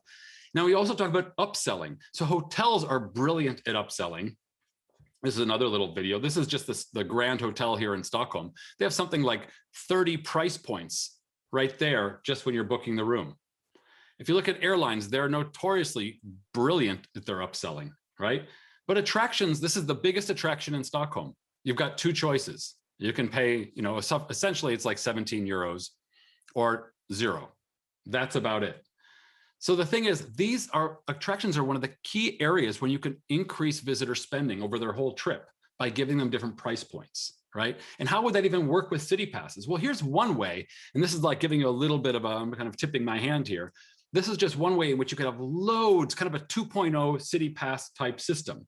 And let me get into how this is going to work before I kind of freaks you out and show you a little demo of this app we've been building. This is not a sales pitch. This is a city north of me, an hour. It's kind of like the Oxford compared to London. This is Uppsala, is the big university town just north of here. And there's a Dutch company that's been real interested. I'm not going to tell you the name. I don't want this to feel salesy at all. I just want to show you how it works. So this is like this app. And here's a little quick demo that's on the app that you can like click through. So essentially we take all the hotel keys, we can add an extra chip or use a chip that they can all use, and we connect them so that the same key card, which can also be a bracelet that you use to get into your hotel room, also works with public transport, right? So all that's connected, which means you can connect other cool stuff like massage chairs around the city or VIP bathrooms. These are all things. You can even have shopping deals that you unlock when you tap your key or use your app to get access all around the city.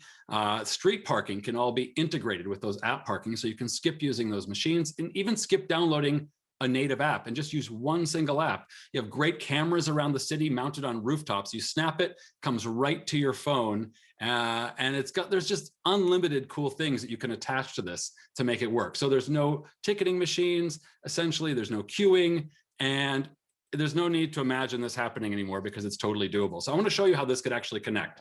So you download this app when you're checking in, and let's say it's included with your hotel. Just a quick walkthrough. Before we do that, I'll just flip down this app to show you what's there. So everything from integrated parking, audio tours, training gyms, you can have a sustainability visitor pledge, running routes, whatever you want. It's totally customizable. This is just the connection system. So let's say you haven't got anything, you can still book it. So here we are in Uppsala, it's going to be the castle, and now we book this thing. And when we book it here, we go on and it's normal booking. You can have some add-ons and all that kind of stuff, and you put your email in. We'll skip right through this, get to your payment thing, and bam, you're good to go. You have a receipt. It tells you you're off to the races and you can do your thing. The thing that gets interesting is when you start connecting it. So if we go back to this page, the main page here, and we want to get connected, right? If we do it through our hotel, for example, let's say we pay for it, it's connected, we either get it as part of our room or we've asked the person when we checked in that we want to do that. We put in our email, and this is just something we can skip. That's just using your Face ID or your Touch ID to give you fast connection last time. But now we've got Face ID. The hotel that's purchased this is put on your room. Your pass is put on your room. They sent you a 4-digit code, and it tells you that you're now connected with that pass. And you look around and you go, oh, I want to actually have a higher quality pass. So I'm going to upgrade to gold when I get to my room. I'm going to do that for me and my spouse. And we're going to put in our credit card number when we're sitting in the room because we've decided to upgrade. Boom. Now it's going to say, do you want to activate it? You got 24 hours. It reminds you with a little thing. You can activate it. And now we're activating this thing. And off we go, right? 1 second. Let me just go through this one more second. 1 second. I have to skip through this thing really quick one more time. Because I wanted to click on something else to show you that was really cool. Okay, so I'm going to upgrade, boom, boom, next. Okay, so now here we go. I want to activate the pass. I'm activating the pass, and now I've got an active pass. I want to just show you how this thing works once it's going. I want to connect my key. So this could be a wristband, it can be a key card, whatever you like. Now that's been connected because I've taken a picture of it. My room key is now a key to the city. And now it creates this gold pass that I've created. And I can actually add someone else to it. I'm going to add my spouse to my account right here. scan my key card. Now I'm scanning their card, and now we're both connected. I'm going to give her a medium level of security, and now we're both good to go. Now here's where it gets really cool. So now we're back in the same thing. And now when I book that same attraction again this time, it tells me I'm a Gold Pass member, it's included in my price, and I just have to pick a time. So it's not sending us, we all have to still choose a time, even though you have a city pass. I can add her really easily, I can add some other upgrades, and that's it. I'm good to go. And now what this does is it puts it on my city pass plan. So it gives me 1 second here to upgrade. Now I'm on my plans at the bottom, and there it is. I can shows me when I right here, I can upgrade by, it shows me how I can get there quickly. I can add this to map, open it in maps. I can add it to my calendar, all that kind of stuff. I can look at the other stuff and do the same way. Now, when I go back to the home page, everything in here is connected, which is super cool. If I've got like massage chairs, it lets me click through and shows me how to use this thing. And I look right on the map and it shows me where they are around the city, tells me how many times I can use it per day with the different passes. And then right here on this map function, I can look at all the cool perks around the city and look at the massage chairs. Excuse me. Right there, the lockers that you have at the museum entries to put your day pack in, human dryers if you want, can dry you off after you've been walking around in the rain all day, audio tour info, all that cool stuff is right there. And by the way, a human dryer, in case you're wondering, is like what they see at these theme parks, looks kind of like this. You can actually just click on it. It's like a giant dryer if you've been walking around in the rain or you've been freezing all day. So that's what that is. Then you've got your inbox. Oh, I want to show you one other really super cool thing. Those cool photos, the remote selfies. So you find out where they are, right? You can look where they are on the map. And you're standing in the right spot. It tells you to turn on your GPS. You find it on the roof with this little map. And you take your picture. And then boom, within a few seconds, this photo appears on your phone. Super cool, right? Pretty basic, pretty easy. And you can have these around your city. You can hashtag them. So it's brilliant marketing. It's a great service. You can have photographers walking around. Again, we have VIP bathrooms. I get a little message saying that it's arrived on my phone already. And if I want to go see it, I can go right to the in basket and look here. And I have these cool video photos that are zoom ins on my stuff. And I also have my messaging here. This is really interesting. Imagine yourself when you arrive in a different destination, if the attractions and the hotel and everyone's messaging you at once, and within 10 minutes, you get 20 messages and you feel overwhelmed. If you agree to centralize, you can still get out all the key messaging, but it can parse it out, right? So you're not getting overwhelmed. You're not overwhelming your guests by getting everyone coordinated. That's what a thing like Disney or a theme park does. They coordinate so that the guest has an optimal experience. And then they can go into their notifications, their profile, and they can customize who they want the notifications from and how many. They can have little tours, all this kind of cool stuff. So that's your basic thing. You can add on to it whatever you want, make all these things super seamless. But where it gets really kind of cool and sexy are some of these other really neat things. So you have virtual queuing that we can add. So down here, you join standby if it's full. You can turn on your SMS so you make sure you don't miss it, and boom, you understand the terms of standby, and now you're on the waiting list. It shows you your chance of getting in. You can also have certain places that maybe want to have a restricted access or a lottery ticket access. They do this in Utah, getting into certain rooms. So you just join the lottery. Same basic setup, but there's a lottery setup, and now you're in the lottery, and it shows you how many spots are available, and you confirm. And that'll tell you if you've won and you've gotten access to someplace. So it basically gives you destination management tools. And on the back end of stuff, where it gets really kind of exciting, I want to show you a few little things. So one of these is a porthole for every retailer, restaurateur, bar owner in the entire city. All you do is you quickly sign up, and there's just two things that you do here. It should just take a few seconds. One is a 1 hour special deal, right? That's what happens when we blast things out when you get busy. And when the city gets busy, and there's 1 hour where we try to relieve the congestion in a certain area, which I'll show you in a second. So as a retailer, pick an item, pick a percentage, and that's it, and then hit save. And then you can go in and edit it at any time. And the next one is that thing I showed you on the main page, which you can unlock. You can pick days of the month, days of the week, or months of the year, days of the week, the times of the day, and pick a few different items and pick different discounts for different level pass holders. Exactly as you want. It's all free, it's all opt-in. But it gives two really cool tools for destination management, which I'm going to get to in a second. So that's that. We're going to get to the bus parking. Essentially, people coming on bus tours often, depending on the tour, some might just jump off, they grab a coffee and a postcard, get back on the bus, right? And they get in the way of your higher spending overnight guests. So this is a basic booking app that you've seen. You probably recognize it from when you've booked anything on a hotel or a flight. You can look on a map where the parking spots are. Let's go to this one, hit select. And let's go with a large bus, select parking, just like gives you search options. And then you pick on one of these. If you're the tour operator, you pay for parking in advance. That's it, and gives you a receipt. Now here's where it gets super, super, super cool. So this is your mission control center. So let's tell we're talking about crowd control. You can pick a tool, like which shape you want, and you can activate an area, because if they've got the app and they have their GPS turned on, we can anonymously see who's there. We can see the crowded times of day in that area, and we can pick an area in white that we want to send offers out to. And we can tick that box down there to say if we want them to have offers in the box as well, to get them off the street, to relieve congestion. You get a little receipt there. You can see some of the sample offers that get sent out to people, which look like that. And then you can basically view a report, and you can change this up in any which way. When you go back to the home screen, you get great data from all the city passes, which you can see. This is for the city. They can see who's buying the ticketing. They can see who's using the different perks around the city. And then, which is really cool, which is like destination management, kind of like for dummies, you have this solution spotter based on an algorithm. So it can tell you when it's busy, which toilets aren't being used or which are, and then gives you some suggestions for what you can do about it. So it's helping the city that's not traditionally been in the role, or the DMO, not in the role of doing destination management, makes it painfully easy and gives them the tools to do a lot of those things.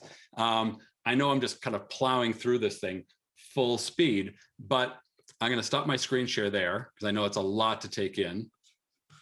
And Mark, what I wanted to do is sort of give you also a little chance with Q&A here. But one of the big things here is it gets the entire city onto one API. So all the tours, all the attractions on one API.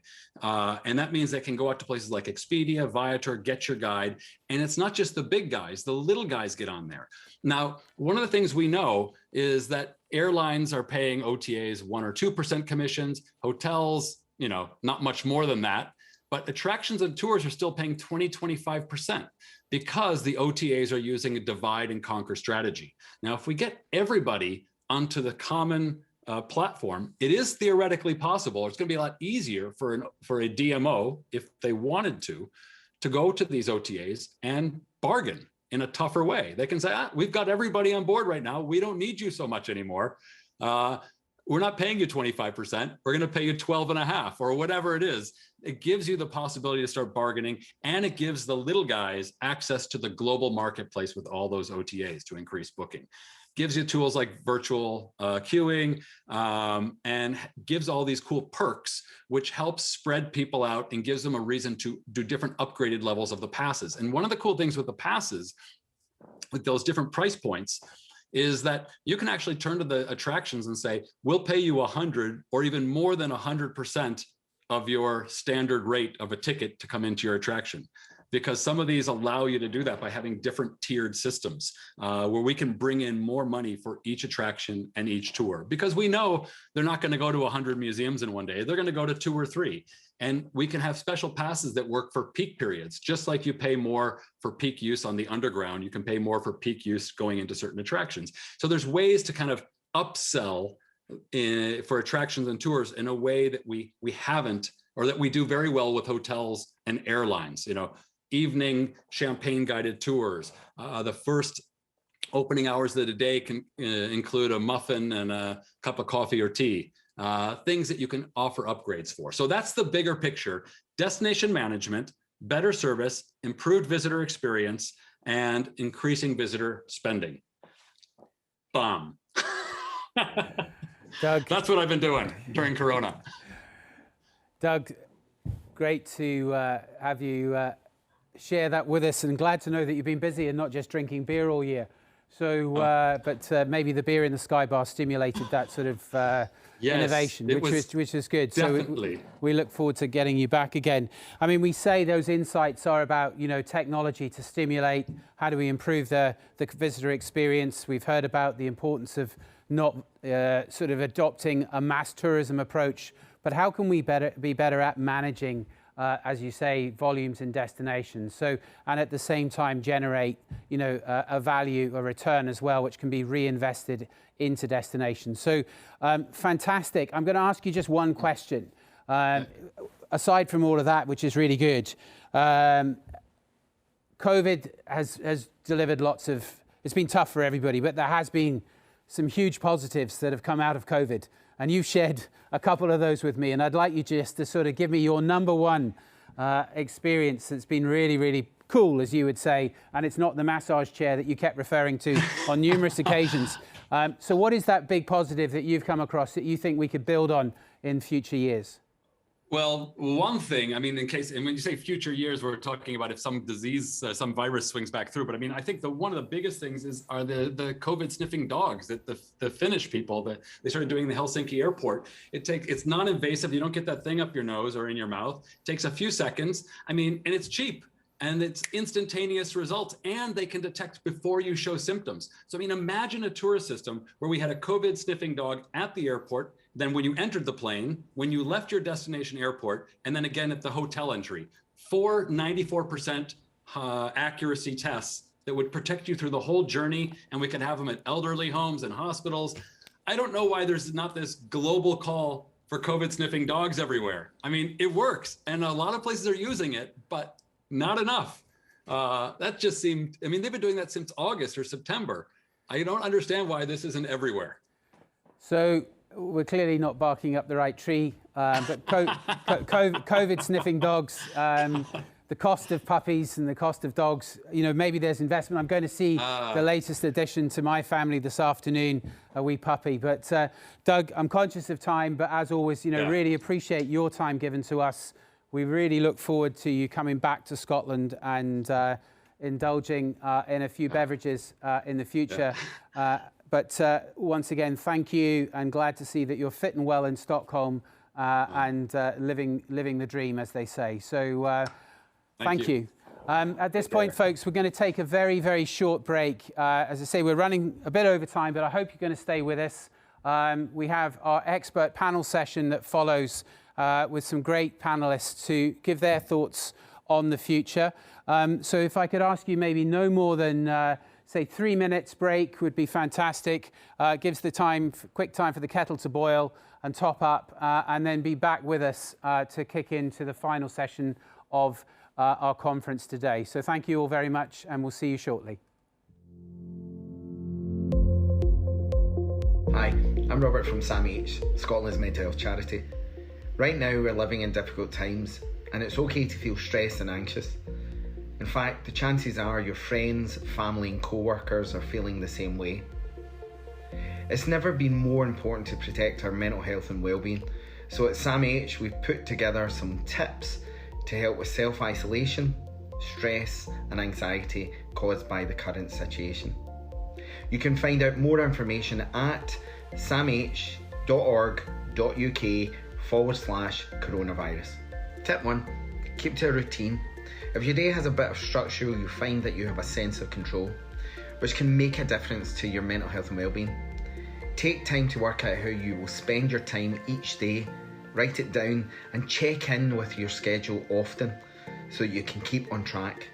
Tip 2. Find new ways to spend your time, relax and be creative.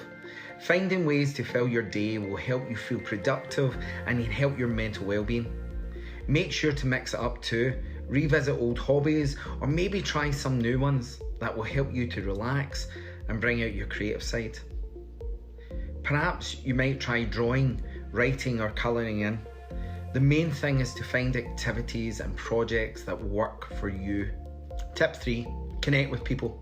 It's always good to talk, and while you might not be able to have physical contact with your loved ones or friends right now, there are ways you can keep communicating. Even a text, phone call or video chat can make a big difference. If you're struggling right now, then talking about how you're feeling can help. On the other hand, you might find speaking about other topics entirely can also help take your mind off things. Tip 4, try to keep active.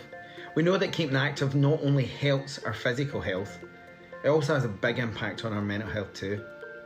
Keep in mind your own abilities and try exercises that suit your own situation. Exercising outside through activities like walking or running in the fresh air can help, but make sure to follow government guidance while you're doing this. Even if you need to stay at home more, right now there are still lots of ways to get active. Try looking for Keep Fit videos on YouTube or playing games that involve physical activity. You could try going up and down the stairs more, dancing to music, or cleaning your home. Get creative and see what you can achieve. Tip 5, monitor your social media and news intake. If you're feeling stressed or anxious, think about how your exposure to media coverage and news stories is making you feel. Although it is important to stay informed, consider taking a break if you feel things are getting on top of you. You may want to limit your social media and news intake in general if you're feeling overwhelmed. Tip 6, keep track of your feelings. Be mindful of your changing thoughts and feelings in these difficult times. Only you and maybe some of your close friends and family will know what your normal is. Using a mood diary to keep track of what makes you feel better or worse could help. You can then take steps to avoid change or prepare for situations that are within your control. If you need to speak to someone urgently, please head to samh.org.uk/seeking support. So that's SAMH's our tips for coping with stress and anxiety during these difficult times. The main thing to remember is to find out what works for you. We all have mental health, but we all experience and react to situations differently. If you'd like to find out more information and learn more about anxiety, depression and other types of mental health problems, head to samh.org.uk/info.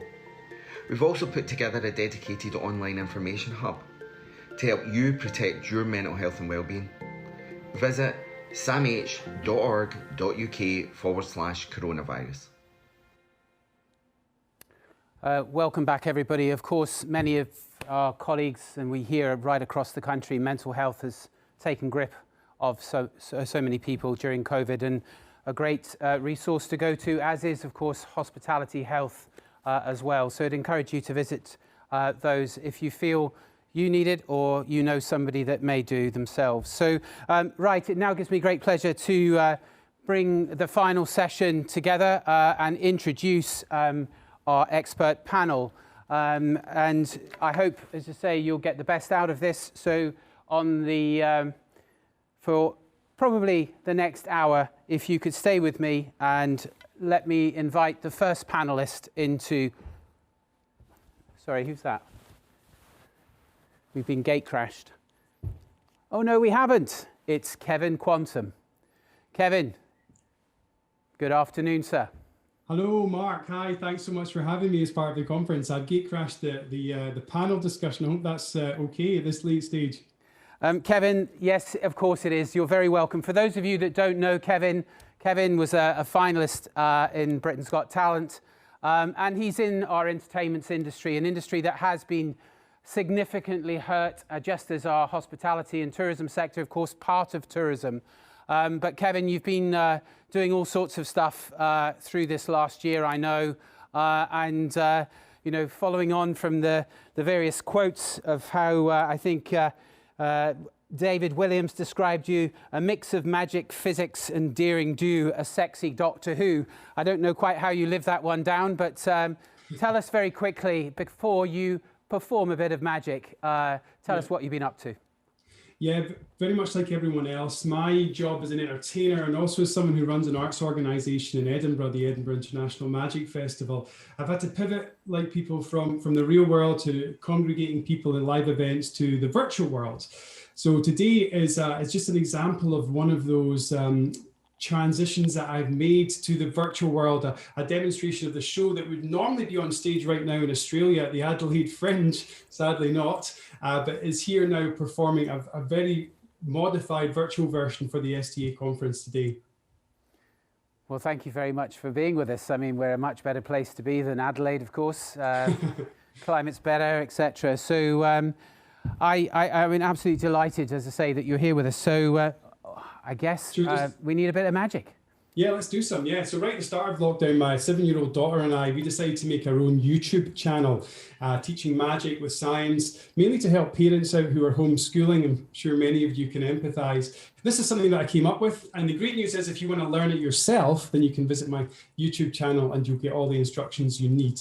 Now these, I'll tilt the camera down, are dominoes, homemade lockdown dominoes. There's 7 in total, each with a different combination on them. And what I want you to do just now is to remember one. Everyone playing along, everyone watching, I'd like you to play along. Memorize one of these 2-digit different combinations of dominoes for me. Anyone that you like, just do that now for me. You've only got a few seconds. Okay, great. I'll pile them back up. Don't take your eyes off of the dominoes. Now, what I'm going to do next is make a prediction. I'm going to take one of these dominoes out. Hopefully, that will be the one that will be your domino. I'll do that right now. I think probably this one just here. Yeah, we'll get rid of that one. I'll leave the rest on the table. I'll spread them out. There's 6 dominoes remaining. 6 dominoes remaining. Have a look very carefully. And if I manage to get your domino, then just write a little hell yeah into the chat. We'll catch them up later. We'll see if we manage to play along. I can see some of the panel nodding. That's great news. I'm really glad that I managed to get some of you with that. And like I said, if you want to learn how that one's done, you can visit my YouTube channel and you'll be able to work it all out. Now, I'm going to ask to the panel, Paul, if you could join me quickly, briefly for this one, Paul. Sure. Hi. Thanks so much. Yeah, this is the equivalent of you being up on stage now, Paul, split screen. What I want you to do for me is, first of all, answer this question. We've only very recently met and I have not set anything up with you. Is that fair to say? That is correct. Excellent. What I'd like you to do for me just now is think of a playing card, the first one that comes to mind. And if you want, you just can keep on changing it. Try not to make it the ace of spades or something obvious. Okay. And I will come back to you right at the end of the performance. Is that okay with you, Paul? Sounds good. Excellent. Now, I love interaction. I love interacting with the audiences, with the domino trick, with this one I'm about to do with Paul. And I really want to make my virtual show have that same level of playful atmosphere that I have in my live shows. So I uncovered magic tricks that have fooled some of the smartest and most creative people ever to have lived. Marie Curie, Abraham Lincoln, Paul McCartney, and I perform these as part of my virtual show.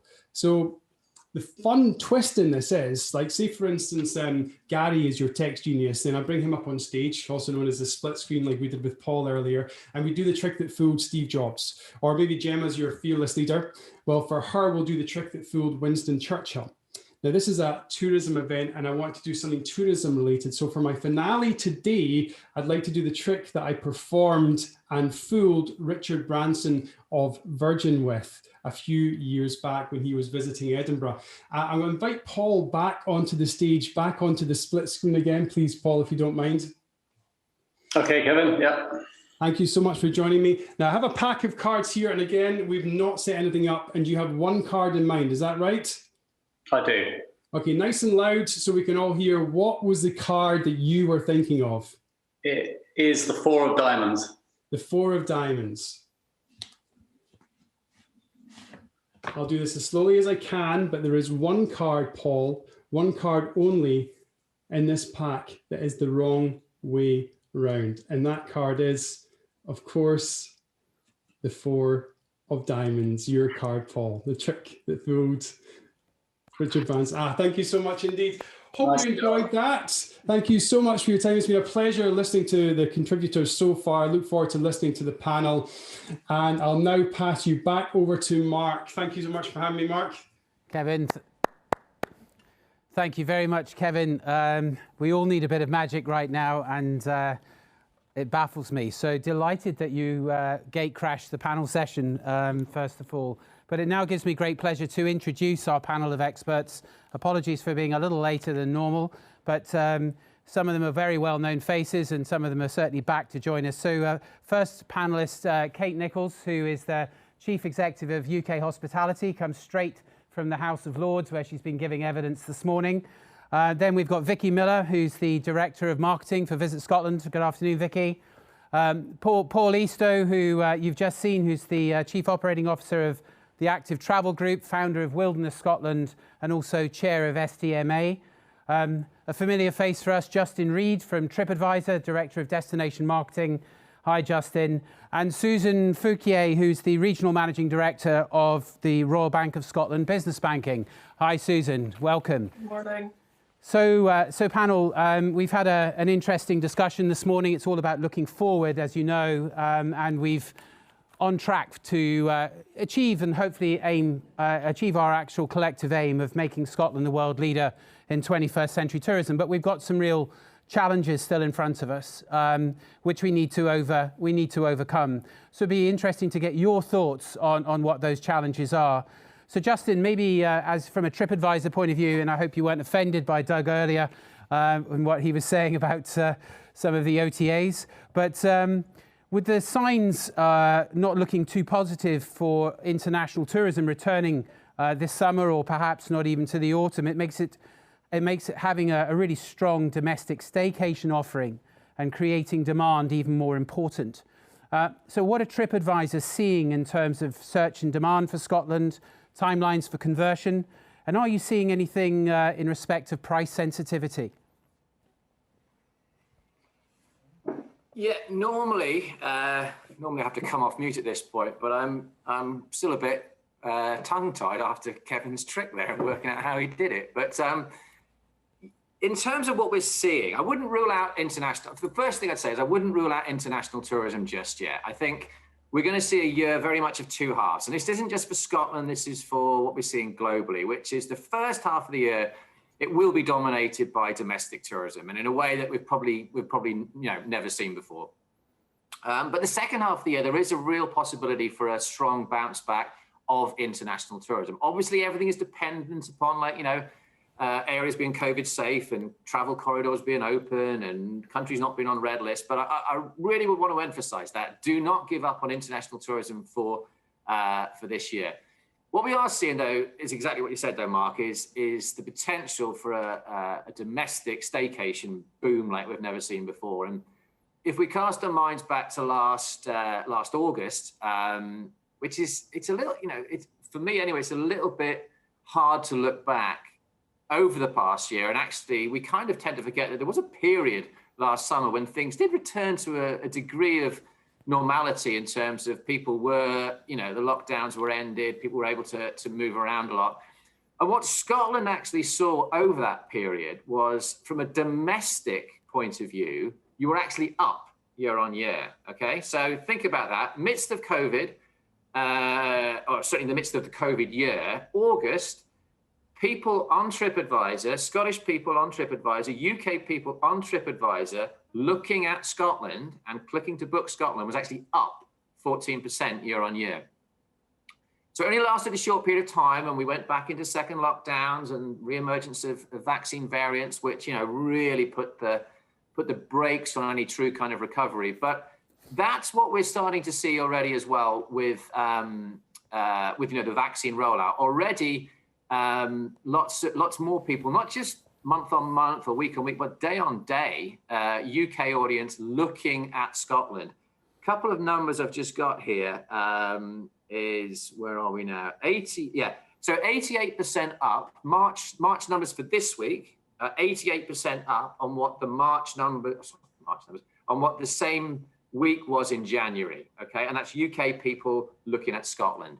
So again, real huge signs of people emerging from where they were and emerging and looking at what they were doing. In terms, however, of what the opportunity is, it is on that conversion scale of looking into booking. Again, another stat here, 72% of UK audience is looking domestically, but only 21% of them have booked so far, okay? So again, a lot of that is down to stuff that's outside of all our control, which is, easing of lockdowns, people allowed to book accommodation, people allowed to actually, move around the country. But nonetheless, huge opportunity there for some quick conversion and quick wins as soon as the lockdown measures are lifted. But the one thing I really want to emphasize as well, though, is right now, the UK audience, and again, the UK audience is going to represent, you know, the vast majority of people who are booking Scotland. Right now, that UK audience for the second half of the year is already starting to look internationally. So whereas we see when we look back, in February, 88% of all bookings were domestic on TripAdvisor from the UK audience. If we look into the second half of the year, already more than 50% of all bookings currently are for international. And if we look at Q4 for this year, it goes up as high as about 85%. So right now, UK people on TripAdvisor in Q4, 85% of bookings that are happening are for international. So what that audience is doing is saying, as soon as those travel corridors are put in place, as soon as red list countries are delisted, as it were, they're going to be traveling international again. So we've really got to work really hard on this idea of converting that initial interest into action and making sure that, you know, what boom we do get from domestic staycations, we capitalize on it before, you know, people start looking abroad again. Okay, thanks, Justin. I mean, maybe if I come to you, Vicky, now. I mean, obviously, it's clear we all know that the domestic market is hugely important in terms of recovery. How, from a Visit Scotland perspective, are we looking to capitalise on this? We've seen some great adverts already, but what else is happening right now, if you can tell us? Yeah, thanks, Mark, and absolutely agree with what Justin was saying there. And I think what's important to say about the domestic market is that it's really important for a sustainable recovery, because what it does deliver is year-round visits and all important sort of regional spread of visits as well, and very important to Scotland in terms of repeat visits. So as Justin said, that the opportunity is now. So we have got a campaign running across the UK market just now, getting to those that are undecided about where they might go this summer, this autumn, this winter, because of the all-important year-round aspect here. And getting to those that we know are slightly more confident about travel, the COVID confident segments that we've identified.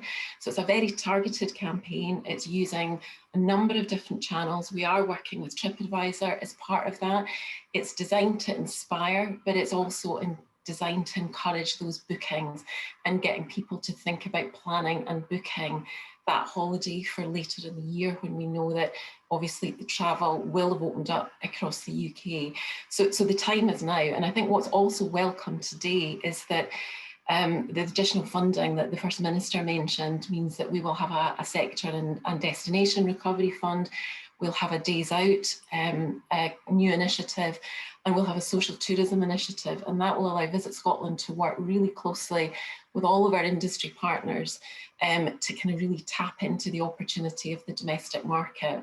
And I think through all of our efforts and working together, we can really showcase the different types of holidays that you can enjoy in Scotland and really tap into the trends that we're seeing around, you know, city escapes, last minute breaks, wellness holidays, you know, eco holidays. So I think there's lots of trends that we can tap into and be very creative about the stories and the content that we create to actually show what a staycation and what holiday in Scotland can deliver. So the opportunity is now, and as I say, it's great that we've got the additional funding as well to kind of really boost our efforts here. Yeah, absolutely. Those first phase commitments and that funding will really help drive that. Paul, maybe if I can come to you from an outdoor adventure perspective, and obviously you're a tour operator business as well, heavily dependent on that international movement. So encouraging to hear what Justin was saying. But you know, you support a huge number of small businesses as well, and what you do. So what sort of macro themes are you arising during the pandemic do you consider will be most relevant to Scotland's tourism product in the next few years? Okay, firstly, hi everyone. Great to see so many join today. I think probably what we're likely to see is probably what I describe as an amplification or acceleration of those trends that already exist within tourism, and many of those have been touched on today, particularly by Caroline. I mean, it's probably three that I would highlight. I mean, the first is sort of our reconnection with nature and the great outdoors. I think, you know, all of us have come to really appreciate over the last 12 months just how important that is for so many reasons. We've been very fortunate here for those of us living in the Highlands to have this on our doorstep. I think we all appreciate how lucky we've been there. So, you know, that will continue, I'm sure, and it will increase. The experience piece, which is such an important part of the tourism strategy, is you know, is clearly going to be key. And you know, something we've talked about for quite some time is about a much more sort of active participation or involvement in the customer experience for visitors, and not just this passive kind of, you know, type of travel. So, you know, we've got this phrase here that we talk about Wilderness Scotland, which is that sort of the ungoogleable experience. And what we mean by that is really experiences that perhaps people don't even realise that they are an experience that a visitor would be happy to pay for.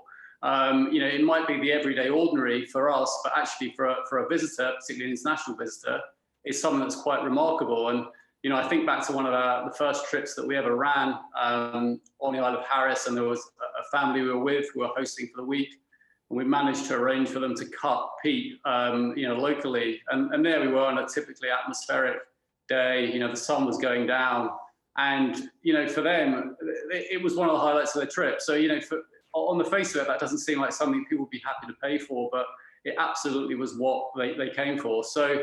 You know, I think that's a really, and the final one would be, you know, we've talked a lot about it, but it's just about community and sustainability. You know, for me, I think if we can increasingly define Scotland as a destination, that is true to our core and to our DNA, then I think we're going to be in a good place. Cheers, Paul. And of course, all those partners that you guys use, you know, important that they are all part of that same chain in terms of what they want to deliver, and they're joined up in their approach, ungoogleable experiences, and getting them to also realise that actually their local knowledge and their local stories are high value to that visitor. Vicky, maybe just coming back, I mean, Paul touched on it, obviously the growing interest in countryside, and as we experienced in last year, obviously this balance between tensions in communities, obviously the infrastructure that in some of those rural areas. How are we going to ensure that, you know, we don't see that damage being caused, and tourism actually is seen and recognised as being a force for good? We've heard about, you know, more money in that area. Maybe you could tell a bit more about that project. Yeah, no, absolutely, Martin. I think, you know, there's lots of people part of the virtual room today that I know are working within their communities to raise the profile of tourism, the importance of it in terms of supporting local jobs, the local economy, and you know, that whole message around force for good. But you know, inevitably, I think what we have seen in that, you know, people wanting to be out about, enjoying and close to nature has presented both challenges and opportunities. So we have come together to create a new multi-agency with industry visitor management steering group. We've got a new visitor management strategy, and we've got 3 different subgroups looking at the different areas of visitor management. So one around infrastructure and investment, one around enforcement and policy, and one around marketing and education. And so I think what we've you know, it's kind of groundbreaking in that this is the first time we've come together to work in this way. And we launched a new visitor management campaign on Monday this week, very much about trying to ensure that when we do open up at the end of April, we are encouraging that responsible countryside behaviour. So it's about raising awareness of how people can enjoy nature, but enjoy it responsibly, how they can respect communities, be part of that community, move on when it's busy. So it's tackling a lot of the kind of issues that we experienced last summer head on, in the hope that actually when things do open up, we will you know, have created a bit of a movement and raised awareness of what people can do, and that will not stop us actually enjoying the countryside. So there's a lot happening in that space, and there's also additional investment going in around infrastructure too, which communities can tap into to look at additional facilities, be on a temporary or permanent basis. So I think we've really, we've done a lot in the time since last summer to make sure that we have a safe and responsible opening. Yeah, it was great to see the uplift of the budget commitment to absolutely rural infrastructure funds, etc. But I suppose we've talked a lot about rural opportunities and the likelihood of rural boom. And I was surprised, you know, Justin's comments about uplift, and I know Kate, I'm sure, will come in later as well. Cities have been absolutely devastated, you know, and they're ghost towns, and they have been for some time. Of course, everybody's just exodus out to the countryside. So, and it's left us with a real challenge. So how are we going to ensure city recovery? Because, you know, huge number of people employed in the cities, massive investment in assets, and obviously a lot of our attractions are there. What are we doing about that? Yeah, I know, it devastating, and I think that's one we've got to just tackle head on. So, you know, again, the additional monies today will allow us to create more city-dedicated marketing activity, but we're already doing it, and I think we've got an opportunity to really shine a spotlight on the cities and show that actually they do offer those unique experiences that visitors are looking for, that they've got the off the beaten track, that they've got really interesting neighbourhoods that you can explore, that they've got fantastic green spaces, that actually you're close to countryside and coast with all of Scotland's cities. So actually, in terms of the types of breaks and holidays that we know visitors are looking for, we've just got to tell the city story, I think, in a slightly different and more imaginative and creative way. So we are doing that through the content that we're creating and the platforms that we're using, like TripAdvisor, Expedia, through the videos that we are creating. And I think it will be great to work really closely with the cities and with the new money that we have to look at how we work together to really shine a spotlight on the city and the unique experiences that they offer. Yeah, Kate, maybe be a good time to bring you in now. Obviously, you live in London and you work in London, and London is, again, as sitting at the UK Industry Council table, hearing horror stories of attendance figures, etc., and desolate. And as Vicky said, you know, we've got first phase project support, the second phase of recovery. We've been working with the city's tourism groups, and it will be an absolute priority to develop some really forward-thinking, quick fix initiatives to help those cities get back on track. Is there anything that you could share with what's happening down south in terms of initiatives and ideas, priorities for city recovery, and maybe if you give some sort of scale of impact in the city context too?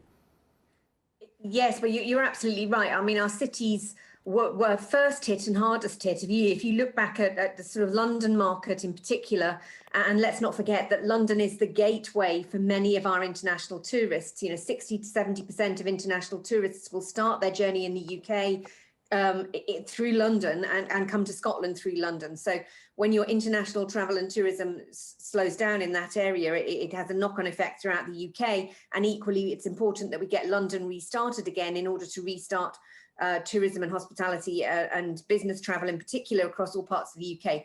So our London hotels, London tourism businesses started to feel the effect from the 28th of January last year. And over the course of 2020 and throughout 2021, they've not got above 20%. In London, so 20% occupancy, 20% revenue levels broadly. In our other major metropolitan areas, sort of Manchester, Birmingham, Leeds, Newcastle, again, city centres down, not as dramatically as London because their share of international visitors is not so extreme. But again, they didn't get beyond 40%. And so I think, you know, we are going to have a concerted effort. And it is not just about tourism. It is about restarting the economy in those city centres that needs that focus and that driver. You know, you've got a sort of chicken and egg situation. People aren't coming into London because there's nothing to do. They aren't coming into London because the offices are not restarting. So let's not forget, we have 1 million people a day in London that are coming in as commuters. You have the same in all of our major towns and city centres. If you don't have that messaging back about returning to work and reopening the office, then it's difficult to get those day visitors coming back in. Until you get them, you don't get the business travel and the business visitors coming. You can't get the hospitality businesses restarted, and it sort of builds on all of that. You layer on top of that your lack of international, lack of office commuters, and the culture. And so you don't have those cultural offers, you don't have those big mass events that would normally drive a lot of footfall into those city centres. So it's all integrally linked. And then you put on the top as well that you've got social distancing on our public transport, which makes people nervous about travelling into city centres. And you get that perfect storm. You've got donut effects or a ghost effect, I think you described it as, Mark, in many of those town and city centres. So first and foremost, what do we need to do? We need to rebuild consumer and customer confidence, and we need to look at not just restarting the tourism side of it and getting people back into the city centres to stay as tourists. We need to restart the whole life of our town and city centres. And that's why it's so important that we have roadmaps which have aspirational dates, we have indications about when parts of the economy will restart, and that it's not just about small parts, gives that longer lead time, because we know that with international travel, business travel, conferences, events, cultural activities, they have a long lead time. So they need to know that they can plan with certainty and they can restart those events. And then you can get that positive cycle going. If we get the messaging out there about reopening at the right time, with the right conditions, with the right support in place, giving businesses the confidence to restart the cultural events, the theatre events, reopen the offices, then you can get that positive generation effect.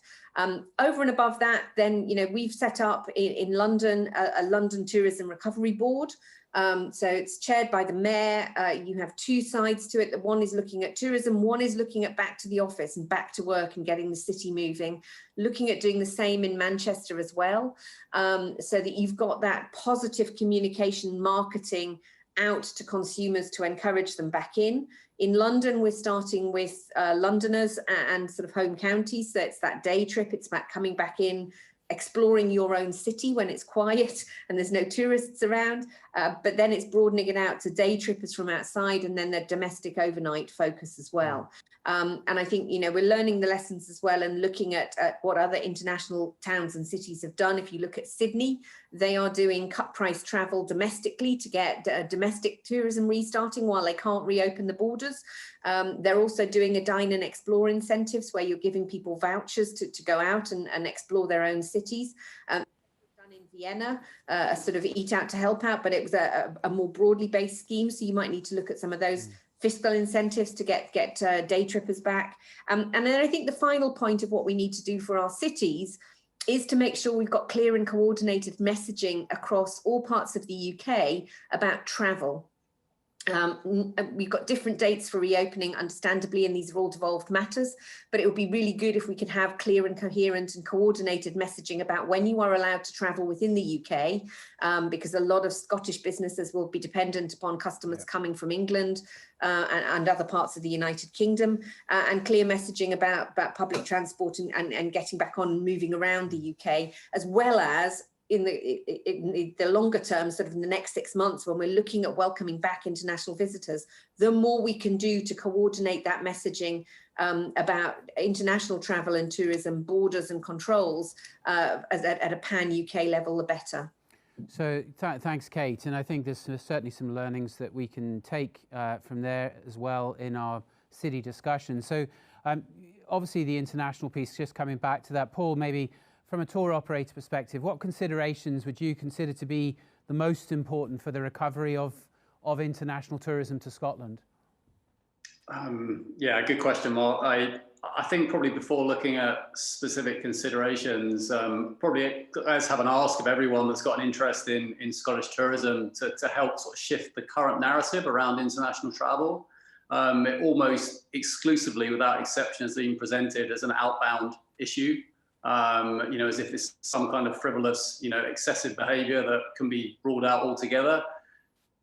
Inbound tourism to the UK is worth £30 billion. It's worth £2.5 billion to the Scottish economy. It supports tens of thousands of jobs.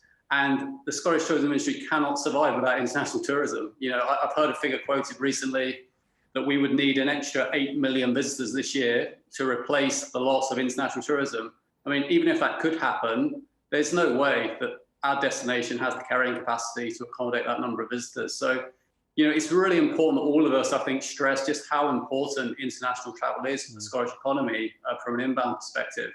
And, encouraging to hear from Westminster some commentary this morning about the establishment of a UK-US travel corridor in June, rather than looking at what's happening in Europe. It's obviously looking at what's happening in the US, with the adult population due to be vaccinated by the end of May. So, if we can be at the forefront of such a corridor, that's going to be an enormous boost to Scottish tourism in the recovery. So, I think that's something we should all be looking at.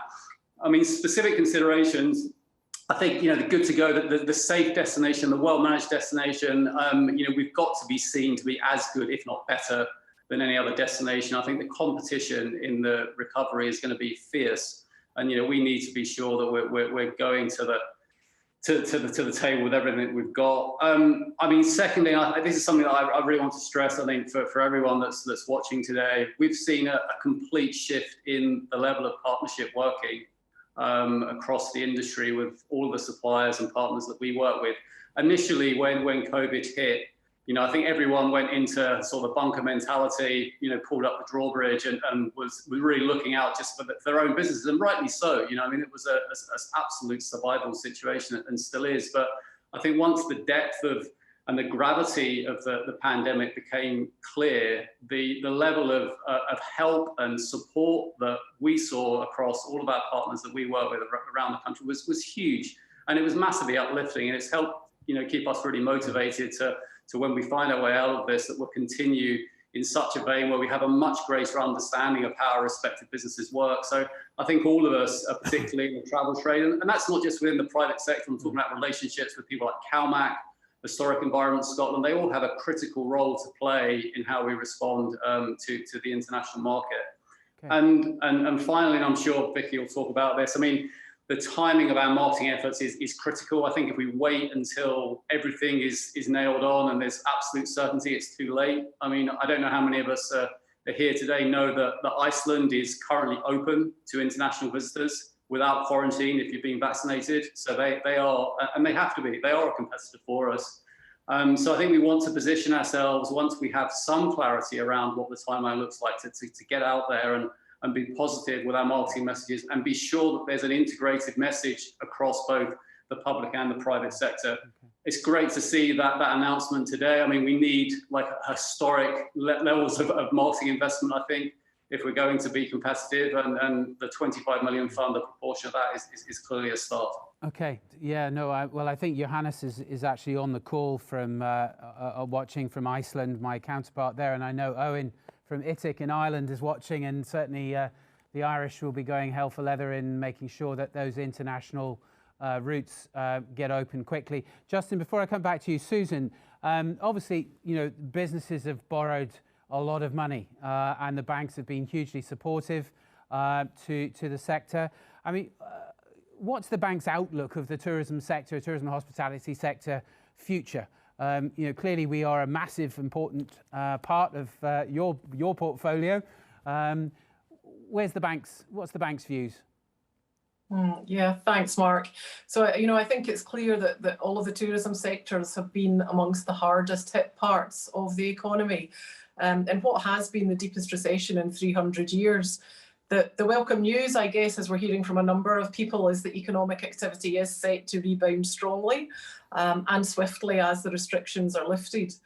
Our view is that as we lift the restrictions, and hopefully that'll be grounded in a successful vaccination programme, it will pave the way to a rapid and sustained rebound.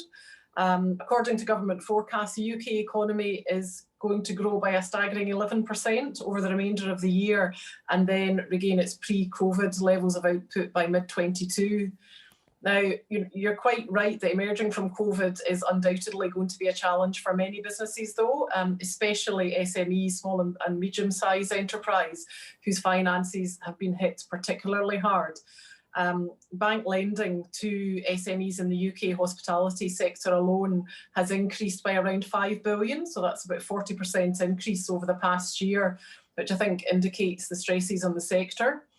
I would also note that our deposit book in the sector is relatively low compared to other sectors, so that means that less businesses are sitting on cash.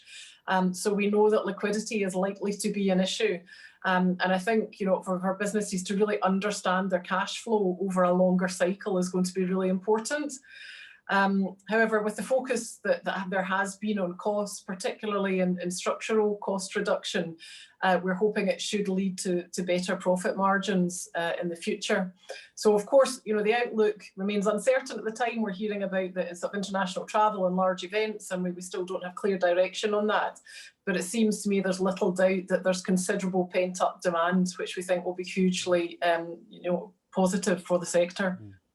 That's great to know. Obviously, you know, the event sector, the nighttime economy, there's a whole raft of parts of our sector that, as a whole, that's going to struggle to get going again, and they will need to, I suppose, take comfort from their lenders that they can help maybe move the repayment programs on. There was obviously announcements by the Chancellor of a recovery loan program, but the bank obviously can offer additional other forms of support to businesses. Is there anything that you might want to sort of highlight and use the opportunity to signpost to those on the call today?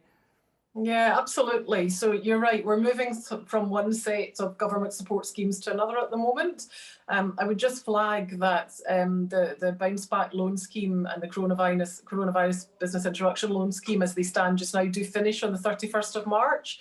So if you don't have one and think that you're eligible and want one and need one, then you might want to think about applying now. And also the pay-as-you-grow scheme is going to give a lot of flexibility for those who already have a bounce-back loan in terms of different options for repayments. And then, you know, for moving to the future, as you mentioned, the recovery loan scheme was announced in the Chancellor's budget. So we're still waiting on a little bit more detail on that, but it is going to give additional support until the end of the year. I think, you know, for businesses particularly looking for help and ideas on how to pivot, we have some really good tools. And as Paul just mentioned, partnering is really important. So we've partnered with a couple of people, firstly with Swoop to build a free grant finder tool. And that can cover innovation grants for business expansion or energy efficiency. And to Vicky's point about tourism being a force for good, you know, I know that the industry has a strong focus on the environment. The Royal Bank's also determined to play an active role in the UK's transition to a lower carbon economy. So we've partnered with Octopus Energy to make sure that businesses have a simple solution for transitioning to electric vehicles. And from an infrastructure perspective, increasing the number of electric vehicle charge points across the country. And clearly we'll put in place funding solutions to that as well. So these are a few things that I hope will help in addition to debt, which might not always be the answer for every business. Thanks, Susan, and we'll share those links in the follow-up to the delegates afterwards. Justin, just coming back to you before I then come back to Kate and we start talking about lobbying and what we need from our governments and how we approach that in the future. What you're seeing, I mean, what are you seeing as regards to the one to watch out there? I've just referenced Ireland. Obviously, Paul referred to Iceland there. Who do you think are on the front foot of recovery at the moment, and how is Scotland faring by comparison? Yeah, good point. And really, I'm going to answer a really good question with a probably massively oversimplified answer. But it backs up what Kate said, what Vicky said, and what Paul said. Countries that can turn around and say, we are open, are getting the people to flock to them. It really is as simple as that. Now, I know that it's a lot more complicated when it comes to, you know, the health side of things and allowing, you know, where we are. But Scotland, UK, whatever it might be, we're way ahead of the curve when it comes to vaccinations. So hopefully, this is a bit of a leap of faith, I know, hopefully we'll be way ahead of the curve in terms of safely being able to open up. But what we're seeing time and time again over the past year is if a country or a destination says, we are open, you can come, then people flock to it. Last December, Dubai, now we can debate with hindsight whether it was the right thing to do, but Dubai said, we are open. And Dubai's numbers from the UK traveling to Dubai were up year on year. Now think about that. Midst of COVID, December, lockdowns are happening everywhere. Dubai's numbers were up year on year from the UK going to Dubai. Since then, we've seen countries like Greece when they announced, look, vaccination passports will allow people in, UK people who've had their vaccine. Numbers went through the roof overnight. Turkey did one better, don't even need a vaccine, just come on in. And again, numbers going through the roof. So not saying that Scotland wants to do that, but what we are seeing is the countries in Spain, Balearic Islands was another one. As soon as they announced, yes, you can come in, people viewing and people clicking to book are going through the roof. So What Scotland needs, I think, is that magic bullet, which is to say, we are open, and you can come, and that will, ensure that we get this pent-up demand and convert that pent-up demand. I think what Scotland's got going for it is what people are looking for, according to TripAdvisor site searches. What's up year on year, what continues to be up year on year, is what was the biggest thing anyway, but it's up 40% year on year, and that's outdoors, the great outdoors, people exploring stuff that's outside. So again, Scotland offers that in droves. But also, when have we ever been able to have an advertising message of saying, come to Edinburgh in August? Normally it's like, I'm coming to Edinburgh in August, we're full, go elsewhere. The ability to sort of like to convert that summer interest into coming to a city for a long weekend and then getting out and experiencing the wilderness or experiencing a place outside is an opportunity that Scotland hasn't really had before. But again, in terms of those countries, to actually answer your question, Mark, the countries that are actually doing well are the ones that are able to say, we are open, come, we will welcome you, kind of thing. And again, that comes down to, Greece, Spain, Turkey. I mean, I know Spain's not open, but they're able to say that later on in the year, they will be open. So again, it gets back to Kate's point, a clear, defined roadmap as to when places are going to be open so that people can plan. And that's not just, the destination planning to be open, it's so people can plan to come and visit. And that's what will convert in the numbers. Yeah, and importantly, the businesses and the supply chain and everybody else can plan as well. The Scottish Tourism Alliance Board, a meeting with the First Minister this afternoon, as I said to others earlier on, we'll be maybe making that point that we need better clarity on when we're open and that we are open. And Visit Scotland obviously has got all the tools in the box ready to actually share that message widely. But we have at least some roadmap and we have some signals of when we can open and the domestic markets there. So Kate, coming back to you, I mean, I have to say on behalf of us all in Scotland, UK hospitality, you're our voice very much in Westminster and London. You've been prolific in what you've done, and we thank you for that. But I think, clearly, what we've signalled in our strategy for growth is still the need to have the right policy as one of our key conditions for success to grow, not just in the short term, but in the much longer term as well. In looking for the sort of next 6 to 18 months, what do you regard as being the most important priority policy areas for UKH and the sector trade bodies themselves, so we can collectively influence both the Scottish and the Westminster governments to create that best condition for success? So thoughts on that, and where have you positioned your own sort of agenda for the coming weeks? Obviously, we have elections in Scotland as well, just around the corner. Thank you, Mark. And I think it is going to be a mix and match approach of using influence in Westminster, using influence in Scotland, working across all 4 nations. And I think that's the sort of benefit that UK hospitality can bring from that wider perspective and being the body that is actively involved in the discussions at all those levels. I mean, I think 3 key points, really, if you're looking at sort of 6 to 18 months. We can't still get away from the immediate. We do have an immediate need to reopen and recover the businesses and get them open as quickly as possible. Yes, we do have a partial roadmap, but we need to fill in those missing blanks. We talked about before, and particularly the coordination on travel across the UK. But it's not just about the date on which we open, it's the right conditions for reopening. And it's the removal of those restrictions. At the moment, for many of our businesses, yes, lots of areas are looking full, businesses are looking full, but COVID secure protocols mean that they're operating at 50 to 60% of normal margins. They've got capacity caps, they've got restrictions on their ability to service at an F&B level, and in the pubs, bars and restaurants, they're curtailed as to what they can do. It's not viable for our businesses to be operating at that level of capacity constraint for too much longer, nor is it viable for them to have the sort of so many restrictions upon them that they can't make a profit, they can't break even. And for across the sector as a whole, if you're looking at Scotland and across the UK, the best we did last summer was 1 week of break even.